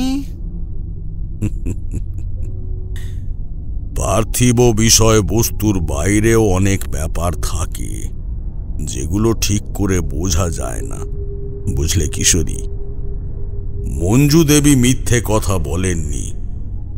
নতুন বউকে মিথ্যে কথা বলে ওনার কি লাভ বলো তো? এসব ছিল সেই অতৃপ্ত আত্মার ছলনা। যেন তেন প্রকারে ওই মাদুলিকে নতুন বউয়ের হাত থেকে সরিয়ে দিয়ে তার ক্ষতি করতে চেয়েছিল। ভয়ানক চালাক সেই আত্মা। কিন্তু ঠাকুরমশাই, একটা কথা আমার মাথায় ঢুকছে না। ওরা তো সবই জানি যে কোনো অতৃপ্ত আত্মা ওদের ক্ষতি করার চেষ্টা করছে, তাহলে কেন আপনি বারবার জিজ্ঞেস করা সত্ত্বেও কিছু বলছে না? তাহলে তো তোমাকে পুরোটা শুনতে হবে। এইরকম মাঝপথে প্রশ্ন করলে আমি গল্পটা শেষ করব কি করে বলি? নাও, এবার শোনো। এরপর থেকেই সম্ভবত কিছু একটা সন্দেহের বশে নতুন বউ আমাকে বারবার জিজ্ঞেস করতে শুরু করলো আসল ঘটনাটা কি। অগত্যা আমাকে বলতেই হলো। আসলে মা, খুব সম্ভবত কোনো ভয়ানক অপশক্তি, মানে বলা ভালো কোনো আত্মা, তোমাকে মায়া শক্তির সাহায্যে নিয়ে ভুল বুঝিয়েছিল। আসলে হাত থেকে ওই পুণ্য মাদুলি খুলিয়ে তোমাকে মেরে ফেলার চেষ্টা। কি বলছেন ঠাকুর মশাই? অনেক ধন্যবাদ আপনাকে, অনেক ধন্যবাদ। ঈশ্বরের অশেষ কৃপা, আপনি বাড়িতে এসেছেন, আমাকে এইভাবে রক্ষা করলেন, নয়তো সে আবার। এতটুকু বলে সে হঠাৎ থেমে যায়। আমার বেশ খটকা লাগলো। মেয়েটা হয়তো অনেক কিছু জানে। এখন বাড়িতে তার স্বামী নেই, সাথে মঞ্জু দেবীও ঘুমোচ্ছে। এই সুযোগ সব সত্যিটা জানার। জয় মা কালী। মা, আমার কাছে মিথ্যে বলে লাভ নেই, বরং লুকোলে আরো বেশি সমস্যায় পড়বে। আমাকে সবটা জানাও মা। যদি কিছু সাহায্য করতে পারি, মুক্তি দিতে পারি ওই আত্মার কবল থেকে। বলবো ঠাকুর মশাই, সব বলবো, আর কিচ্ছুটি লুকোবো না। উদ্ধার করুন আমাদের। সে কেঁদে একরকম আমার পায়ে লুটিয়ে পড়ল। বুঝতে পারলাম বহুদিন এই আতঙ্কের মধ্যে বাস করে তার ধৈর্যচ্যুতি ঘটেছে এইবারে। ভিতরের সেই ভয়টাই কান্নার আকারে বেরিয়ে আসছে। তারপর আমার সান্ত্বনায় সে একটু স্বাভাবিক হয়ে উঠে বলতে শুরু করল। ঠাকুর মশাই, আমি বাড়িতে সদ্য বিয়ে হয়ে এসেছি, এই কয়েক মাস হলো। এই বাড়ি থেকে আমাদের বিয়ে হয়নি, এমনকি আমাদের বাড়িতেও বিয়ে করতে যায়নি আমার স্বামী। একটা কালী মন্দিরে মায়ের সামনে আমাদের বিয়ে হয়েছিল। কোনো নহবত, কোনো সানাই বাজেনি, কোনো জলসা হয়নি, মণ্ডপ পড়েনি। পাশের একটা খোলা মাঠে শামিয়ানা খাটিয়ে ভিয়েন বসানো হয়েছিল। মন্দিরের নিজস্ব মাঠ, তার মাঝেই রয়েছে পুণ্যি পুকুর। বরযাত্রী, কনেযাত্রী সকলেই সারা রাত কাটিয়েছিল সেখানেই। আর আমরা বর বউ ছিলাম মন্দিরের ভিতর। সেই মন্দির থেকে বের হওয়ার আগেই আমার মা আমার হাতে মাদুলিটা বেঁধে দেন, বলেন আমাদের সংসারের সকলকে এটা ধারণ করতে হয়, কোনোদিনও যেন না খুলি। এইভাবেই আমার বিয়ে হয়ে গেল। যেভাবেই হোক বিয়েটা, আমার মনে তখন সুন্দর একটা জীবনের স্বপ্ন। একটা মেয়ে যখন বিয়ে করে নতুন সংসারে আসে, তার মনেও অনেক আশা, অনেক স্বপ্ন থাকে। কিন্তু আমার আসার দিন থেকে শুরু করে এখনো পর্যন্ত এক ফোঁটাও শান্তি পাইনি ঠাকুর মশাই। যেদিন প্রথম এই ঘরের চৌকাঠে পা রাখি সেদিনের ঘটনাটা এখনো মনে আছে আমার। আলতাতে পা ডুবিয়ে ঘরে ঢুকতে যাব, প্রথম ডান পাটা রাখতেই ও মা, যেন পায়ে সজোরে কেউ কাঁটা ফুটিয়ে দিল। কিন্তু মাটিতে কোনো কাঁটা বা মাছের টুকরো, এমনকি কাঠের কিচ্ছু ছিল না। সে কি যেমন তেমন কাঁটা? কি বিভৎস যন্ত্রণা! কিন্তু এক ফোঁটাও রক্ত বেরোলো না, যেন কোনো মতে দাঁড়াতে পারছিলাম না। অনেক কষ্টে খুঁড়িয়ে খুঁড়িয়ে ঢুকলাম। পায়ের ছাপ বাঁকা হওয়ায় নতুন বউ হিসাবে বেশ কানাকানি সহ্য করতে হলো। শুধু কি তাই নাকি, এমনকি আমার আসার পর আমি একের পর এক সমস্যাতে পড়তে শুরু করলাম। প্রথম প্রথম এটা আমারও স্বাভাবিক বা কাকতালীয় মনে হতো, কিন্তু যত দিন যেতে লাগলো বেশি করে বাড়তে লাগলো ওর উপদ্রব। মাঝরাতে হঠাৎ করে হেঁসেল থেকে বাসনপত্র পড়বার শব্দ পেয়ে আমার ঘুম ভেঙে যায়। অথচ বাইরে বেরিয়ে দেখতাম কোনো ঝড় বা জোরে বাতাস বওয়ার চিহ্ন মাত্র নেই। ভেবে পেতাম না এগুলো কি করে হচ্ছে। অথচ যখন রান্নাঘরে গিয়ে দেখতাম, তখন দেখতাম যে চারিদিক লণ্ঠভণ্ড হয়ে আছে। শুধু কি তাই, এমনকি মাঝরাতে বেড়ালের একটা অসহনীয় কান্নার আওয়াজ পেতাম। আবার একদিন আমি স্নান করে ঘরে এসে দেখলাম দুয়ারে পড়ে একটা পচে যাওয়া খুবলানো কুকুরের মাথা। যেন আয়েশ করে একদিকটা চিবিয়ে খাওয়া শেষ করে পচে যেতেই বাকিটা ফেলে রেখে গেছে। ওনাকে আর মাকে জিজ্ঞেস করতে ওনারা কিছুই বলেন না আর, তবে বারবার বলেছেন ওগুলো নাকি বাস্তুর প্রকোপ। বাইরে বললে নাকি তার দোষ পড়বে এই বাড়ির ওপর। আমি এর থেকে বেশি কিছুই জানি না ঠাকুর মশাই, কিন্তু আমি সব সময় বুঝতে পারি যে কোনো একটা কিছু আমার ওপর দূর থেকে নজর রাখছে। মনে হয় আমি একটু এদিক ওদিক করলেই কেউ অন্ধকারে বুঝি আমার গলাটা টিপে ধরবে। আমি আজকাল রাতে ঘুমোতে পারি না, ভয়ে আমার হাত পা ঠান্ডা হয়ে যায়। আর আজকে তো আপনি নিজেই দেখলেন যে কি হচ্ছিল আমার সাথে। আমি বাবাকে পত্র দিলে উনি হয়তো আমাকে নিজের কাছে নিয়ে গিয়ে রাখবেন, কিন্তু আমি যে সংসারটা করতে চাই ঠাকুর মশাই। মেয়েটা ডুকরে ডুকরে কেঁদে উঠল। এদিকে আমি বেশ গম্ভীর হয়ে ভাবতে লাগলাম। এসব তথ্য তো সেই অতৃপ্ত আত্মার উপস্থিতিকেই নির্দেশ করে, কিন্তু সে কে? কিসের প্রতিহিংসা তার এই বাড়ির মানুষগুলোর ওপর? আচ্ছা মা, তুমি গিয়ে শুয়ে পড়ো, চিন্তা করো না। এখনই আর ভয় নেই আশা করি। কিন্তু হ্যাঁ, মনে রেখো, ওই মাদুলি কেউ বললে কোনো মতে খুলবে না, এমনকি আমি বললেও না। সে আমার কথায় মাথা নেড়ে চলে গেল, কিন্তু কিছুক্ষণ পরে আবার ফিরে এলো হন্তদন্ত হয়ে। ঠাকুরমশাই, আর একটা কথা। হ্যাঁ বলো না মা, কি বলবে বলো। ঠাকুরমশাই, ও পাশে একটা ঘর আছে, আমি এসে অবধি ওটাকে বন্ধই দেখেছি। উনি আর মা আমাকে যেতেও মানা করেছেন, তবে একদিন ওই ঘর থেকে একজন ব্যাটা মানুষের গলার আওয়াজ পেয়েছি। সে ময়না ময়না বলে চিৎকার করছিল। আমার কেন জানি না মনে হয় এই রহস্যের একটা কোনো অংশ ওই ঘরেই আছে। মেয়েটা এইটুকু বলে আধোবদন হয়ে দাঁড়িয়ে রইল। আর কিছু বলবে মা? না ঠাকুর মশাই, আমি আসছি, আপনি শুয়ে পড়ুন, অনেক রাত হয়ে গেছে। ভয় পেও না মা, আমি আছি। সে আমাকে গড় হয়ে প্রণাম করে চলে গেল। এই বাড়ির মধ্যে যে একটা অনেক বড় গভীর রহস্য লুকিয়ে আছে, এবং মঞ্জু দেবী যে সবটা না হলেও বেশ অনেকটাই জানেন, তা ভালোভাবে বুঝতে পারলাম।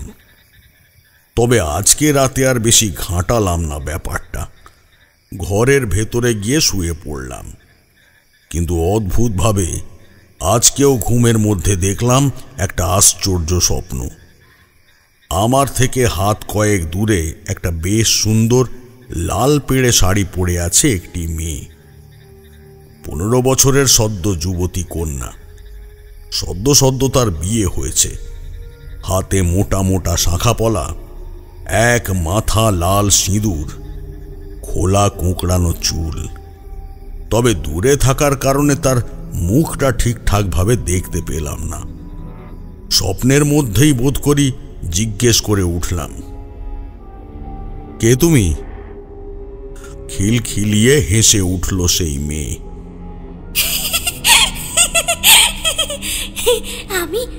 আমি কে? আমি কে? কে?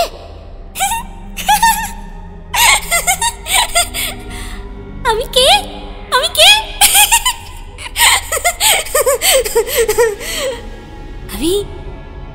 আমি ময়না। ময়না। আমি কে? আমি কে? ময়না। পরদিন পাখির ডাকে দিনের সূচনা হলো। মাদুর থেকে উঠে বাইরে বেরিয়ে এলাম। সকাল সকাল সকলের পাত পড়ে গেছে। নতুন বৌমা আজ লুচি ভেজে এনে দিচ্ছে সবাইকে। বাড়ির বড় ছেলে হরেনও ফিরে এসেছে আজকে শহর থেকে, আর সাথে এসেছে তার 2 বন্ধু। বৃদ্ধার কথা মতো আমিও মুখ ধুয়ে এসে বসে পড়লাম। তবে তার আগে হাত মুখ ধুতে ধুতে কয়েকটা কথা আমার কানে এলো। আজ ভোরে নাকি ওদের 2 গরুর মধ্যে একটা গরুকে একইভাবে বিভৎস অবস্থায় গোয়ালে পাওয়া গেছে। আমার সেই কথাগুলোর থেকেও বেশি কানে লাগলো গলার আওয়াজটা। কোথায় একটা শুনেছি এই শব্দ, কিন্তু কোথায়? হাতে এক থালা লুচি এনে নতুন বউ জিজ্ঞাসা করলো, ঠাকুরমশাই আর 2টো লুচি দি? না না মা, আর লাগবে না। খাওয়ার পর হাত ধুতে গেলাম। নতুন বউ ঘটি করে জল দিচ্ছে। আমি খুব নিচু স্বরে সাবধানে চারিদিকে কান বাঁচিয়ে তাকে প্রশ্ন করলাম, ময়নাকে চেনো? কে এই ময়না? ময়না? না না বাবা, এমন তো কাউকে চিনি না। আচ্ছা ঠিক আছে ঠিক আছে, তুমি যাও মা। আর চিন্তা করো না, আমি আছি। তোমাদের কারোর কোনো বিপদ আমি হতে দেব না, চিন্তা করো না, যাও। বুঝলাম এইভাবে অন্যের ভরসায় থাকলে হবে না, অন্যভাবে এই রহস্যের সমাধান করতে হবে।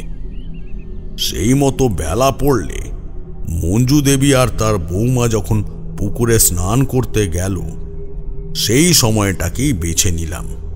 এমনিতেই সকাল সকাল হরেনও বেরিয়ে গেছে চাষের কাজে। বাড়ির চারদিকটা ঘুরে দেখতে শুরু করলাম আমি। এমন সময় চোখ পড়ল ওই বন্ধ ঘরটাতে।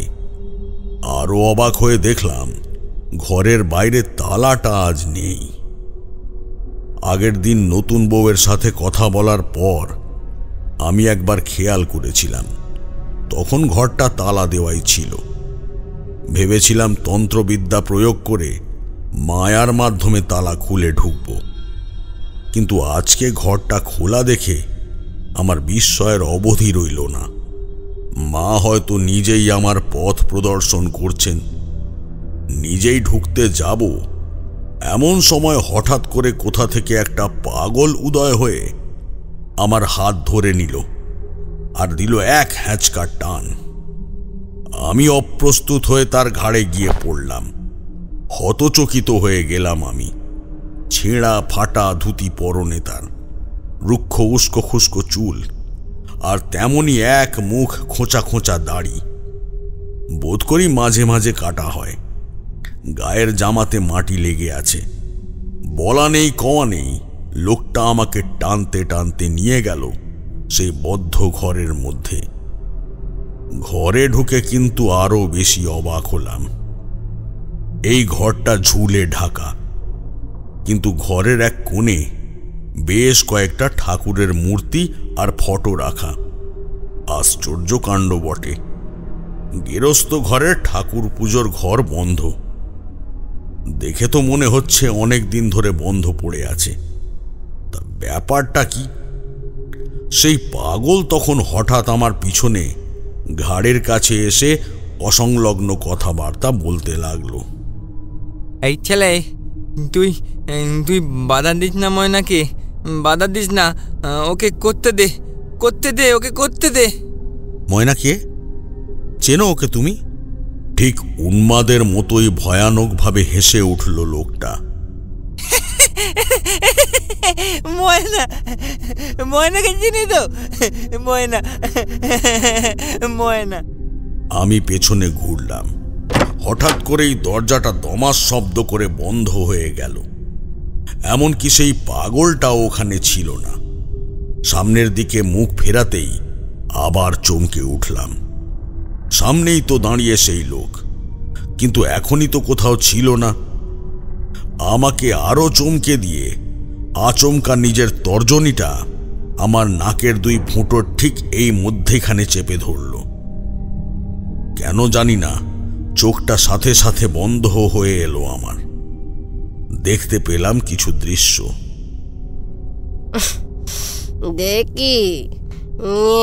দেখি তোর পরমা সুন্দরী রূপবতী কন্যাকে। সন্ধেবেলায় এই বাড়ির সদর দরজায় দাঁড়িয়ে আছে হরেন, আর সাথে ওর সদ্য বিবাহিত বউ। কিন্তু এ তো মঞ্জু দেবীর বৌমা নয়, এ অন্য একজন। 15 বছরের একটা বাচ্চা মেয়ে, আর সদ্য তার বিয়ে হয়েছে। হাতে মোটা শাঁখা পলা, এক মাথা লাল সিঁদুর, খোলা কোঁকড়ানো চুল। ঠিক অনেকটা আমার স্বপ্নে দেখা সেই মেয়েটার মতো। তবে সেই মুখটা অস্পষ্ট আর আবছা ছিল, এইটা কিন্তু স্পষ্ট। চলো ময়না, ভেতরে চলো। আলতার থালায় পা রেখে ঘরে ঢুকল ময়না। মুখ বাঁকিয়ে মঞ্জু দেবী নিজের মনের বিষ এইবার উগরে দিলেন। মুখ পড়ি একখানা আপদ কোথাকার, একে বয়ে নিয়ে এসেছে বিয়ে করে, বলি টাকা টাকা মাকা গয়নাগাটি কিছুই কি দেয়নি রে বাপ মায়ে। একখানা ভিখারি ঘরের মেয়ে, এর বাপ সামান্য কটা জিনিস অব্দি দিল না। পেয়েছে আমার পাগল আর বোকা ছেলেটাকে, রূপ দেখিয়ে এই ডিঙ্গি মেয়েটাকে গাড়ে চাপিয়ে দিল গা। চোখের জল ফেলতে ফেলতে বাচ্চা মেয়েটা রাঙা পায়ে চলে গেল ঘরের ভিতরের দিকে। শাশুড়ির পিছন পিছন তাকে অনুসরণ করে চলল বাচ্চা মেয়েটা। দিনের পর দিন যায়, কিন্তু শাশুড়ির কথাবার্তা ক্রমশ ময়নাকে কাঁটার মতো রক্তাক্ত করতে শুরু করে। সব সময় বাপের বাড়ি নিয়ে খোঁটা। সাথে এও শুনতে হতো যে পূর্ব দারিদ্র্যের অভিশাপ নাকি সে বয়ে এনেছে এই বাড়িতে। অলক্ষী বলেই নাকি একটা পয়সা সাথে করে আসেনি তার ওপর অক্লান্ত পরিশ্রম তো লেগেই আছে। একবার অনেক দ্বিধার পর মুখ ফুটে হরেনকে বলতে গিয়েছিল ময়না, শুনছেন মা? পুরো কথা শেষ হওয়ার আগেই শাশুড়ি চলে আসেন ওদের ঘরের ভেতরে। ঢুকতে না ঢুকতেই চলতে থাকে তার প্রবল বাক্যবাণ। বলি ও বউ, হ্যাঁ ও বউ, আমার নামে ছেলের কান ভাঙানো হচ্ছে নাকি? হ্যাঁ, বাহ বাহ বাহ বাহ বাহ বাহ, খুব ভালো বিষ দিচ্ছ তো কানে ঢেলে। এই কাণ্ড দেখেও হয় হয় হয় আমার মরণ হয় না কেন গা, মরণ হয় না কেন? মা তুমি শান্ত। আমাকে না সামলাতে বলে না, তোমার বউকে বলো সামলাতে। হতচারী নিজের রূপের লালসা দেখিয়ে দেখিয়ে ডিঙ্গিপনা করে বেড়ায় সবার সামনে। কোনোদিন দেখবি হাত থেকে পিছলে গেছে। এই দিন ওই পুঁটুর দাদা এসে যা নাম করলো তোর বউয়ের, রাম নাম নাম নাম ছি ছি ছি ছি ছি ছি ছি ছি, বাবা গো বাবা। তোর বউ চা দেওয়ার নাম করে হাঁ করে দাঁড়িয়েছিল রে তার কাছে। সামলা, এখনো সময় আছে, ওকে সামলা, নয়তো। কথাগুলো বলে বেরিয়ে গেল বৃদ্ধা। কিন্তু ঘরের ভেতরে সেই দিন থেকে এক অন্য ইতিহাসের সূচনা হলো। শাশুড়ি নিজেও বুঝলেন কিনা জানি না, কি ভয়ঙ্কর মরণ বাণ মারলেন তিনি ছেলের সংসারে। এর পরের দিনগুলো আরো কষ্টকর হয়ে উঠল ময়নার জন্যে। ময়না গরিব হলেও দেখতে অত্যন্ত সুন্দরী ছিল, সে তো আমি আগেই দেখেছি স্বপ্নে। সেই রূপের মোহে পড়েই গরিব বাড়ির ছোট মেয়েটাকে জেদ করে বিয়ে করে ঘরে তুলেছিল হরেন। কিন্তু এই রূপই মেয়েটার কাল হয়ে দাঁড়ালো। কারণে অকারণে সন্দেহ করতে লাগলো হরেন তার বউকে। হরেনের গলার শব্দ আর ভাষার গুণে দ্বন্দ্ব ঘরের চার দেওয়াল ভেদ করে গ্রামের বাইরে পর্যন্ত ছড়িয়ে গেল।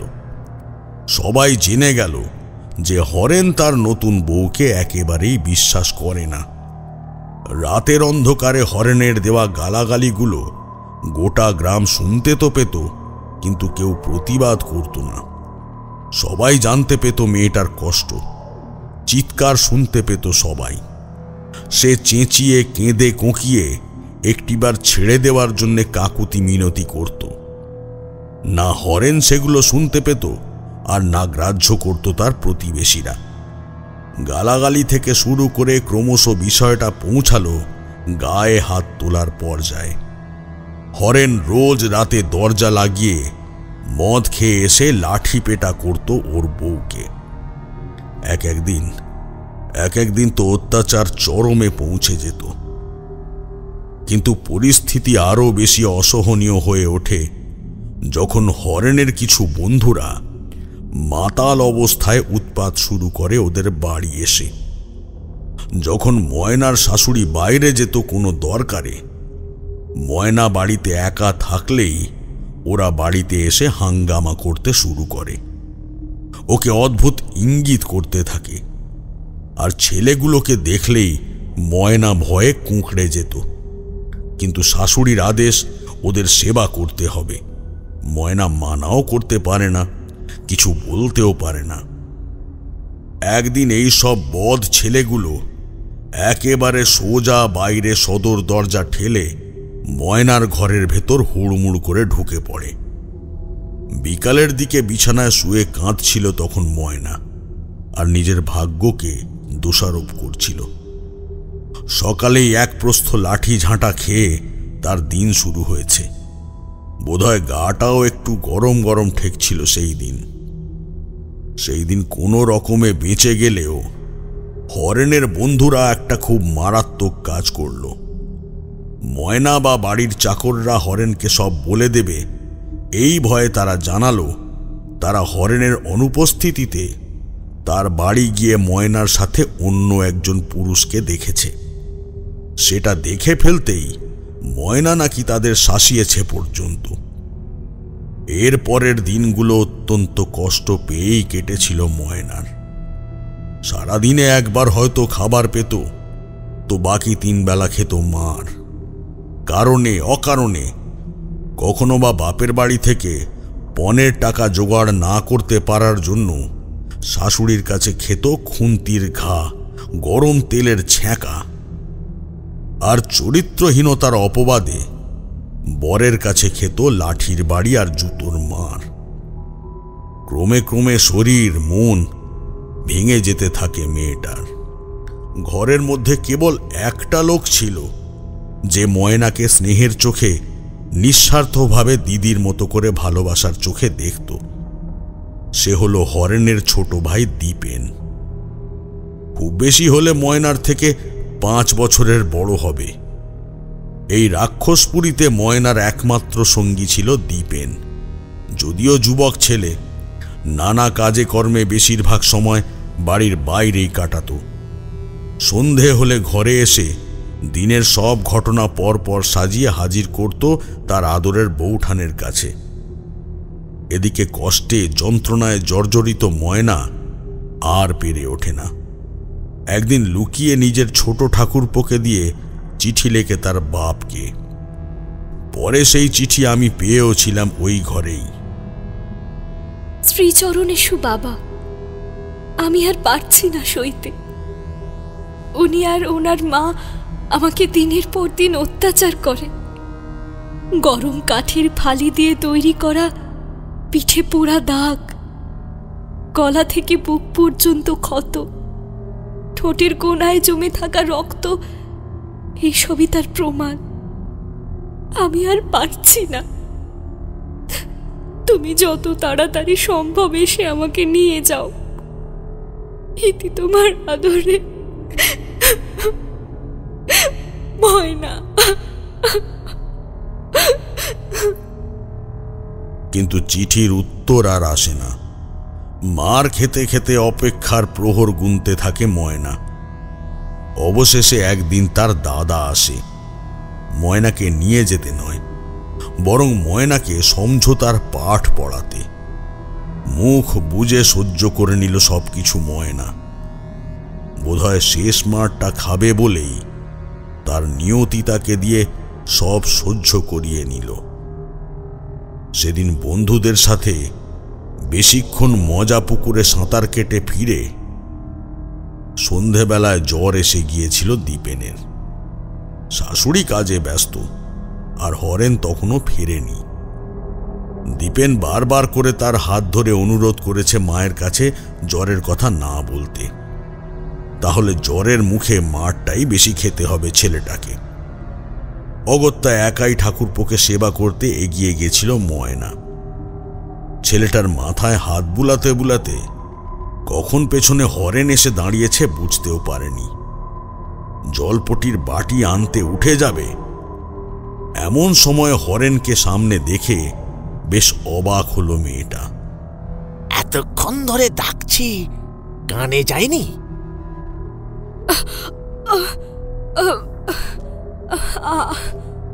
আসলে আমি ঠাকুরপোর মাথায়। ঠিক ঠিক ঠিক, প্রেমে ব্যাঘাত ঘটে গেল। খুব বাজে হলো, খুব বাজে হলো। শালি, হঠাৎ আমাকে ছেড়ে আমার এই ভাইয়ের কাছে কেন খিদে মেটাতে গেলি? দেখলাম এগিয়ে এসে হরেন সপাটে একটা চড় মারল ময়নাকে। দীপেন দাদার এরকম ব্যবহারের নমুনা আগে কখনো দেখেনি সচক্ষে। বাড়ির বাইরে বাইরেই সে থাকতো বেশি। মাঝে মাঝে শোনা যেত ময়নার চিৎকার, আর কখনো বা তার গায়ের কালশিটে দাগগুলো চোখে পড়তো ওর। প্রশ্নও করত, কিন্তু ওই যে মেয়েদের সমাজ এমন করিয়ে তৈরি করতে চেয়েছে যাতে বুক ফাটলেও মুখ তার ফোটে না।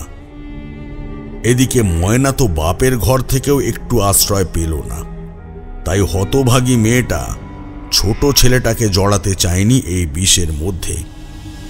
এদিক ওদিক বলে কাটিয়ে দিত বারবার। দাদা, তুমি ভুল বুঝছো, আমার জ্বর, আর বউঠান তো শুধু আমার কপালে। এই চুপ কর, তুই চুপ কর। অনেকবার বেড়েছিস এই মেয়েটার প্রশ্রয়ে। হ্যাঁ, তুই তো তোর নতুন প্রেমিকার পাশে থাকবি। নতুন সাজ পেয়েছিস যে। হরেন মেঝেতে পড়ে থাকা অভাগী মেয়েটাকে জোরে জোরে লাথি মারতে থাকে। বিছানা থেকে অসুস্থ দীপেন কোনো রকমে খাটের কোণ ধরে হেলে পড়ে চিৎকার করতে থাকে। তার যে ওঠার ক্ষমতাও নেই সেভাবে। ছেড়ে দাও, ছেড়ে দাও, ছেড়ে দাও, আমার বউ দিদিমণিকে ছেড়ে দাও, দোহাই দোহাই তোমাদের ছেড়ে দাও। ভেতর থেকে সম্পূর্ণ ভঙ্গুর ময়না নিজের একমাত্র প্রিয় মানুষটার সামনে নিজের এরকম অপমান অপবাদ আর সহ্য করতে পারল না। ছুটে চলে গেল এক পাশের ঠাকুর ঘরে, ভেতর থেকে লাগিয়ে দিল খিল। ঠাকুরের সামনেই পুরনো কড়ি কাটে শিকে করে মিষ্টি ঝোলানোর শক্ত লোহার হুক ছিল। সেখানে নিজের পরনের কাপড়টাকে ছায়া থেকে আলগা করে সেটা গলায় দিয়েই ঝুলে পড়ল। বাইরে তখনও হরেন দরজা ধাক্কাতে ধাক্কাতে গালাগালি করে চলেছে। দীপেন কোনো মতে দেওয়াল ধরে ধরে আসার চেষ্টা করছে সেই দিকে। উফ, সে কি বিভৎস দৃশ্য! হরেনের রাগ তখন চরমে উঠেছে। এইভাবে ওর সামনে থেকে মেয়েটা পালিয়ে যাওয়ার সাহস করেনি কখনো। সেখানে আজ সে ঘরে ঢুকে দৌড় দিল কোনাক কেলে। ওদিকে দীপেন এসে পুরো ঘটনা দেখে কি মনে করে ঠাকুর ঘরের পাশের জানালা দিয়ে ভিতরে তাকায়। সেখানে ক্রমশ ছটপট করতে থাকা মেয়েটা আস্তে আস্তে নিস্তেজ হয়ে পড়ছে। দীপেনের চিৎকারে বাকিরা ছুটে এসে দরজা ভেঙে ভেতরে ঢুকতে দেখে পরনের খোলা শাড়িটা গলায় নিয়ে ঝুলছে ময়নার কালশিটে পড়ে যাওয়া ক্ষতবিক্ষত পাতলা দেহটা। বৌঠান! কেবল একটা আর্তনাদ বেরিয়ে এলো দীপেনের মুখ থেকে। কিছুক্ষণ পাথরের মতো সেখানে থেকে এক ছুটে ঘর থেকে বেরিয়ে যায় ছেলেটা। ক্রমশ ছেলেটা উন্মাদ হয়ে যায়। তাকে সবাই মিলে বন্ধ করে রাখে এই অভিশপ্ত ঠাকুর ঘরেই। সে কেবলই পাগলের মতো মুখে বলতে থাকে, বৌঠান, বৌঠান, আমি আমি আমি ময়না, ময়না, আমি আমি আমি বৌঠান, বৌঠান মরে মরে মরে মরে গেল, মরে গেল। আমি আমি জ্বর সারি করে ঠাকুর, ময়না মরে গেল, মরে গেল। দৃশ্যগুলো শেষ হতেই চোখ খুলে ফেললাম আমি। সামনে দেখি কেউ কোথাও নেই। বুঝলাম ঠাকুর মশাই, আপনি ঠিক। সবসময় বাড়ির লোককে জানিয়েও কোনো ফল হয় না। আপনজনই যখন পর করে দেয় তখন বাইরের লোক তো এসব অন্যায় করবেই। তারানাথ বাইরের দিকে তাকিয়ে রইলেন, বোধ হয় চোখের জল গোপন করতেই। তারপর আবার সিগারেটে টান দিয়ে বলতে শুরু করলেন,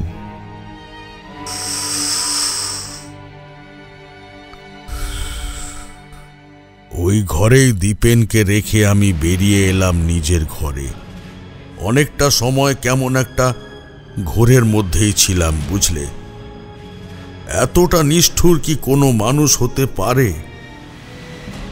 কিছুক্ষণ পর আমি বেরোলাম গ্রামের মধ্যে। সেখানে নানা লোকজনকে জিজ্ঞেস করে বেশ কিছু নতুন তথ্য জানতে পারলাম। ময়না এই হরেনের প্রথম পক্ষের বউ তা আমি জানতাম, কিন্তু গ্রামের লোকেদের মতে সে নাকি বার পুরুষের হাত ধরে পালিয়েছে। আমি স্পষ্ট বুঝতে পারলাম ময়নার মৃত্যুটা রীতিমতো চেপে গেছে হরেনের পরিবার। আরো ভয়ানক একটা কথা জানতে পারলাম, কি জানো?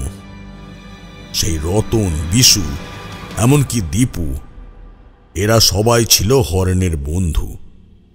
আমার মনে পড়ে গেল এরাই হরেনের সন্দেহের সুযোগ নিয়ে ময়নাকে। অবশেষে ঘরে ফিরে এসে নতুন বৌমার মাধ্যমে তার শাশুড়ি আর স্বামীকে আমার ঘরে ডেকে পাঠালাম। তারপর তাকে পাঠিয়ে দিলাম বাইরে। বলুন বাবা, কোনো আদেশ আছে? হঠাৎ করে আমাদের সবাইকে ডেকে পাঠালেন যে? তোমাদের থেকে কিছু জানার আছে আমার। ময়নাকে মনে আছে? আমার কথা শুনে সন্ধ্যের খোলা উঠোনে বসে থাকা ঘরের দুজন সদস্যের মুখেই স্পষ্ট একটা ভয় ফুটে উঠতে দেখলাম। আমার মুখে ময়নার নাম শুনে হরেন আর মঞ্জু দেবী দুজনেই বিচলিত হয়ে পড়লেন। বাবা ঠাকুর, এই ময়নাটাকে? তাই বুঝি হরেন, ময়নাকে চেনো না? আমি রেগে পায়ের খড়ম খুলে সোজা বসিয়ে দিলাম হরেনের পিঠে। চিৎকার করে উঠলাম, পাষণ্ড নরাধম, এখনো চুপ করে থাকবি তুই? ময়না হলো তোর প্রথম স্ত্রী, যাকে সন্দেহের বশে তুই মারধর করতিস, যার বাবা বর পণ দিতে না পারার জন্যে তোর মা রোজ রাতে তার গায়ে হাত তুলত, গালিগালাজ দিত, মনে পড়ে? অবশেষে একদিন চরম অপমান বোধ আর কষ্ট সহ্য করতে না পেরে ওই বন্ধ ঠাকুর ঘরে গলায় শাড়ি পেঁচিয়ে আত্মহত্যা করে সে। কি তাই তো হরেন? মনে পড়ে শয়তান? ফুলের মতো বাচ্চা মেয়েটাকে এইবার মনে পড়ে তোর? হরেন আর মঞ্জু দেবী আমার কথাগুলো শুনে দর দর করে ঘামতে থাকে। আমার কথা শেষ হবার আগেই ওরা দুজনে এসে আমার পা ধরে ফেলে। ক্ষমা করে দিন বাবা, ক্ষমা করে দিন। এই অপরাধীকে আপনি আর একবার ক্ষমা করে দিন। হ্যাঁ, ক্ষমা করে দিন, আমাদের খুব বড় ভুল হয়ে গেছে।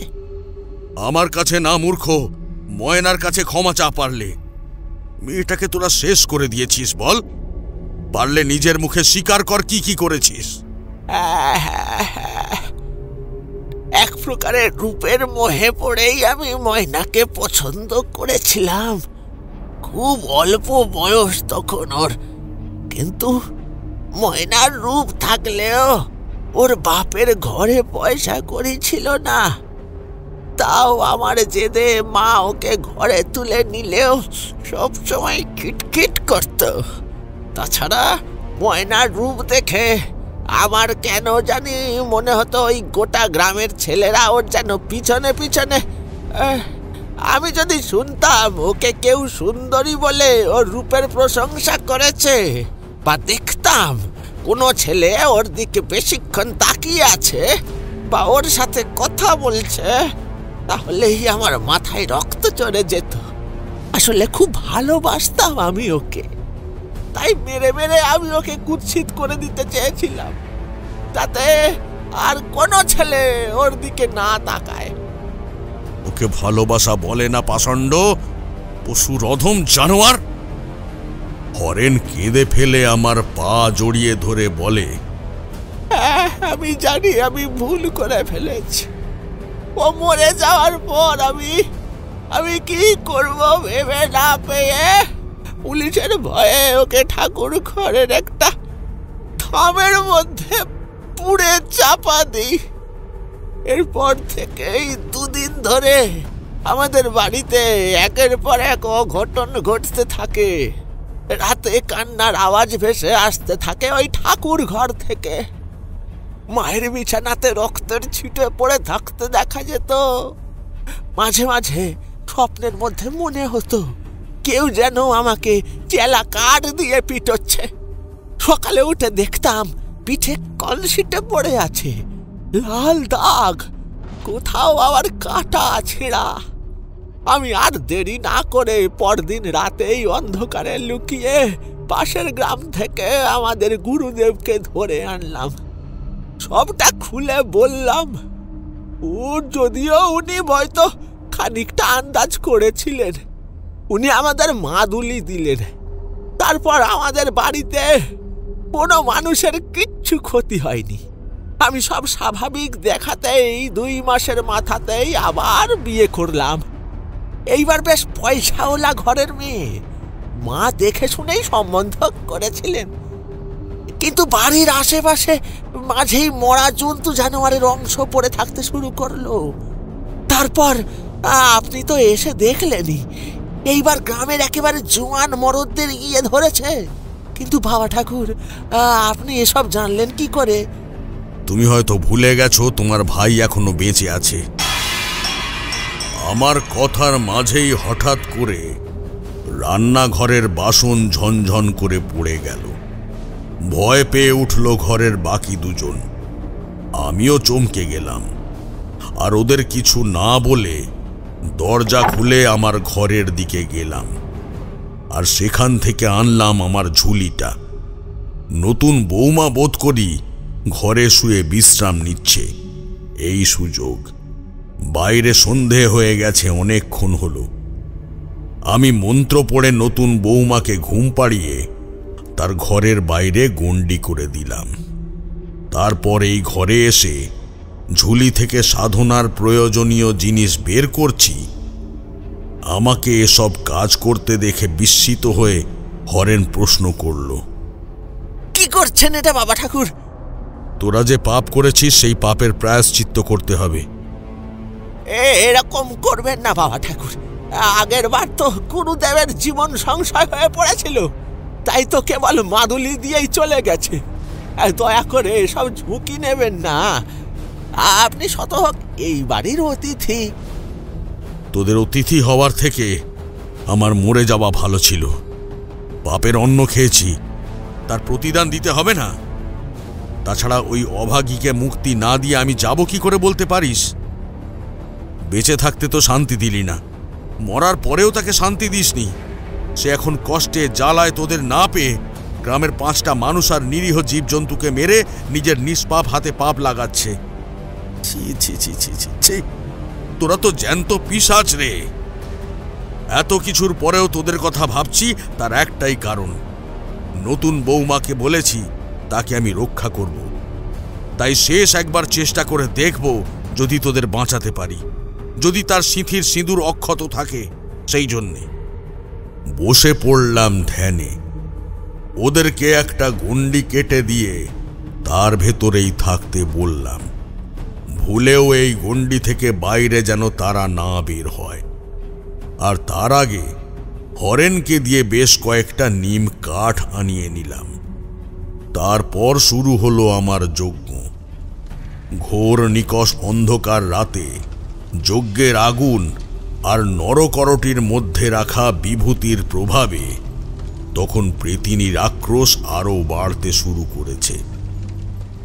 বাসনপত্র ছুঁড়ে ফেলার সাথে সাথে আচমকা বাতাসে যজ্ঞের আগুন নিভিয়ে দেওয়ার আপ্রাণ চেষ্টায় মত্ত তখন ময়নার অতৃপ্ত আত্মা।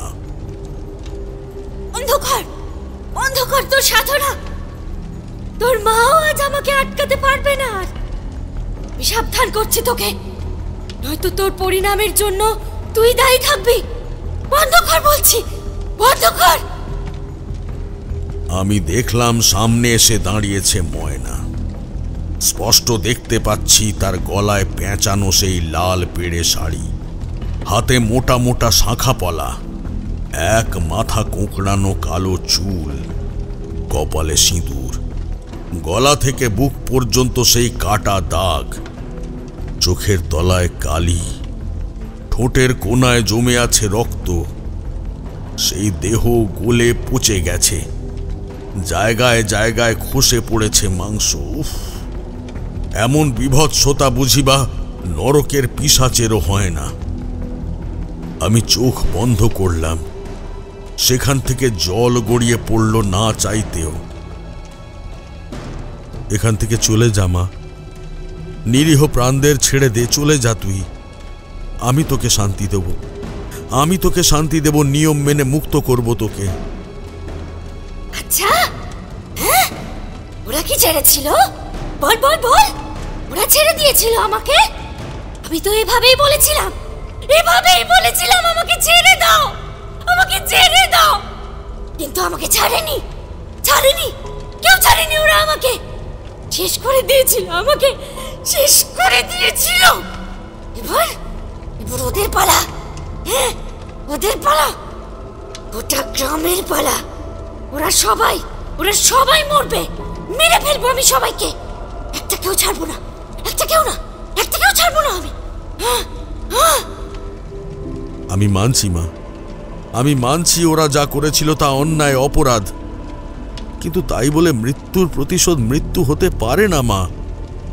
গ্রামের লোকেরা তো এতে জড়িত নয়। ওদের কেন মারছিস মা, কেন মারছিস? চুপ কর, একদম চুপ কর, একদম চুপ, চুপ চুপ চুপ, একদম চুপ। কে বলেছে, কে বলেছে গ্রামের লোকেরা জড়িত নয়? সবাই সবাই সবাই জড়িত। কেউ ছাড়েনি আমার, কেউ না। কেউ কেউ আমাকে খারাপ নজরে অপদস্থ করেছে, কেউ কেউ আমাকে আমাকে আমাকে অত্যাচার হতে দেখে শুধু হেসেছিল। হ্যাঁ, শুধু হেসেছে। গোটা গ্রামের কেউ আসেনি আমাকে বাঁচাতে, কেউ আসেনি। শেষ করে দেবো, শেষ করে দেবো। এই গোটা গ্রামের সবাইকে জ্বালিয়ে শেষ করে দেবো এদের, আমি একেবারে শেষ করে দেবো। ওরা ক্ষমা চেয়ে নেবে। চলে যা মা তুই। একটা মেয়ের সদ্য গড়া সংসার, তার সিঁথির সিঁদুরকে তুই মান দিবি না মা? তুই চলে যা মা। তোর অপরাধীকে আমি শাস্তি দেব, তোকে বিধি মতে আমি শান্তি দেব। কখনো না। যাবি তুই এখান থেকে, যাবি, এক্ষুনি যাবি তুই, এক্ষুনি যাবি। হঠাৎই আকাশে মেঘ ঘোর করে আসে, বলা নেই কওয়া নেই, মুষলধারায় বৃষ্টি নামে, নিভিয়ে দেয় আমার যজ্ঞের আগুন। একটা পৈশাচিক হাসি খেলে যায় ময়নার মুখে। তারপর আচমকা আমি একটা ঠেলাতে ছিটকে পড়ি উঠোনের কোণে। আমাকে এরকম অবস্থায় দেখে কিংবা কোনো অজ্ঞাত কারণে গণ্ডি পেরিয়ে বৃদ্ধা ছুটে আসে। চোখের সামনে দেখলাম আমার সামনে পুঁতে রাখা মায়ের আশীর্বাদী ত্রিশূলে লেগে তার হাতের মাদুলি খুলে পড়ল মাটিতে, যেন মা নিজেই স্বয়ং পাপীদের তুলে দিয়েছেন তার মেয়ের হাতে। আর আমার কিছু করার নেই। আমার কোনো কথা বলার আগেই ময়না শূন্যে তুলে ধরেছে তাকে। ছটফট করছে সে। ছেড়ে দাও আমায়, ছেড়ে দাও, ছেড়ে দাও, ছেড়ে ছেড়ে ছেড়ে দাও, ছেড়ে দাও, ছেড়ে দাও আমায়।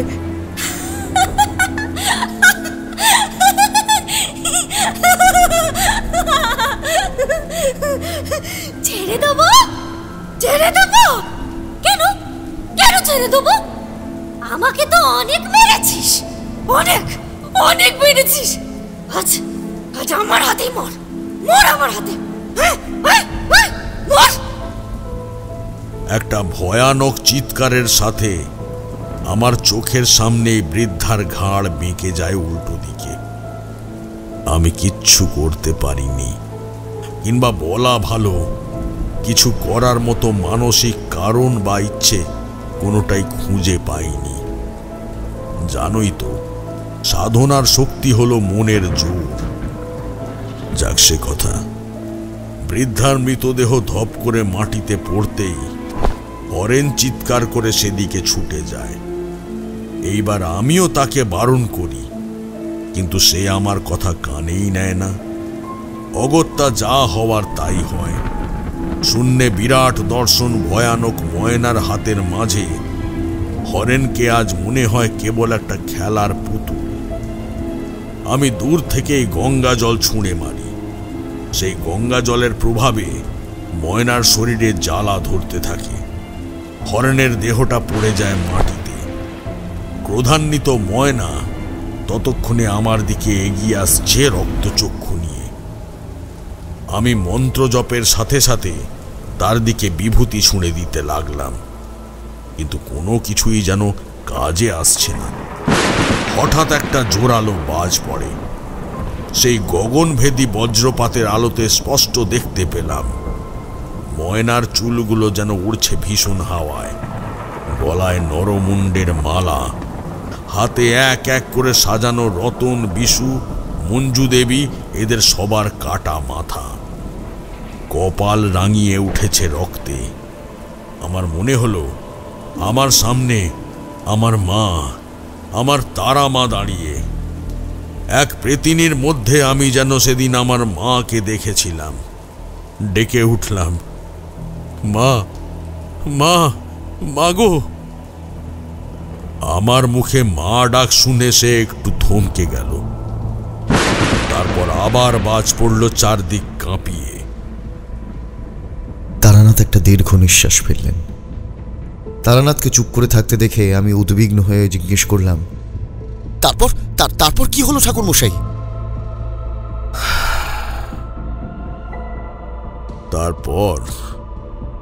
তারপর কি হয়েছিল আমার আর মনে নেই। চোখ খুলল তখন ভোরের সূর্য সবে উঁকি দিচ্ছে পূব আকাশে।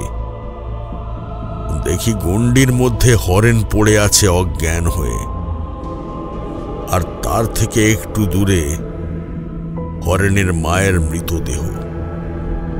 সেই একই রকম বিভৎস নিথর পচা গলা মুন্ড কাটা একটি শরীর। তবে আমার যজ্ঞবেদীর সামনে এক জোড়া রক্তে রাঙা পায়ের ছাপ। আমি সঙ্গে সঙ্গে সেই ঠাকুর ঘরে ঢুকে ময়নার লাশের অংশ উদ্ধার করে একাই যজ্ঞের আগুনে সেটাকে সৎকার করার ব্যবস্থা করলাম। শ্রাদ্ধ শান্তির আয়োজনের কথাও গোপনে নতুন বৌমাকে বলে এসেছিলাম। মঞ্জু দেবীর সাথে সাথে ময়নার আত্মাও একই মন্ত্রে শান্তি পেল। হরেনকে বাঁচাতে পারলেও তার শরীরের ডান দিকটা একেবারে পড়ে গেল। সে আর আজন্ম বিছানা থেকে উঠতে পারেনি। আসলে আমি বেশ বুঝেছিলাম, ছেলের কথা রেখে আমার তারারূপী ময়না মা হরেনের জীবন দান করে গেছে। নতুন বৌমার সিঁথির সিঁদুর ফেরত দিয়ে গেছে। যখন ফিরে আসি তখন অবশ্য শুনেছিলাম নতুন বৌমা গর্ভবতী। এইটুকুই যা সান্ত্বনা। গল্প শেষ করে থামলেন তারানাথ। আমরাও উঠে পড়লাম। বাড়ি যাওয়ার সময় হয়েছে। এদিকে আকাশেও মেঘের রাজ্য জমে উঠেছে। রাস্তায় চলতে চলতে কিশোরী আমাকে হঠাৎই বলে উঠল, বুঝলে ভাই, এই সমাজে কন্যা সন্তানের বাবা হয়ে গেলে আগে বড় লোক হতে হবে। বিয়ের সময় মেয়ের হাতে টাকা ধরিয়ে দিতে হবে, না হলে মেয়ের দুঃখের শেষ থাকবে না। না, একটু ভুল বললে। টাকা না, জন্মের পরই বড় হওয়ার সময় সময় মেয়ের হাতে অস্ত্র তুলে দিতে হবে, প্রতিবাদ করা শেখাতে হবে। ময়না নয়, মা কালী হতে হবে প্রত্যেকটা মেয়েকে। কর্কর শব্দে বাজ পড়ল দূরে। তার চমক দেখা গেল এখান থেকেই, ঠিক যেন অদূর ভবিষ্যতে সব ময়নাদের হাতে উঠে আসা অস্ত্রের ঝিলিক।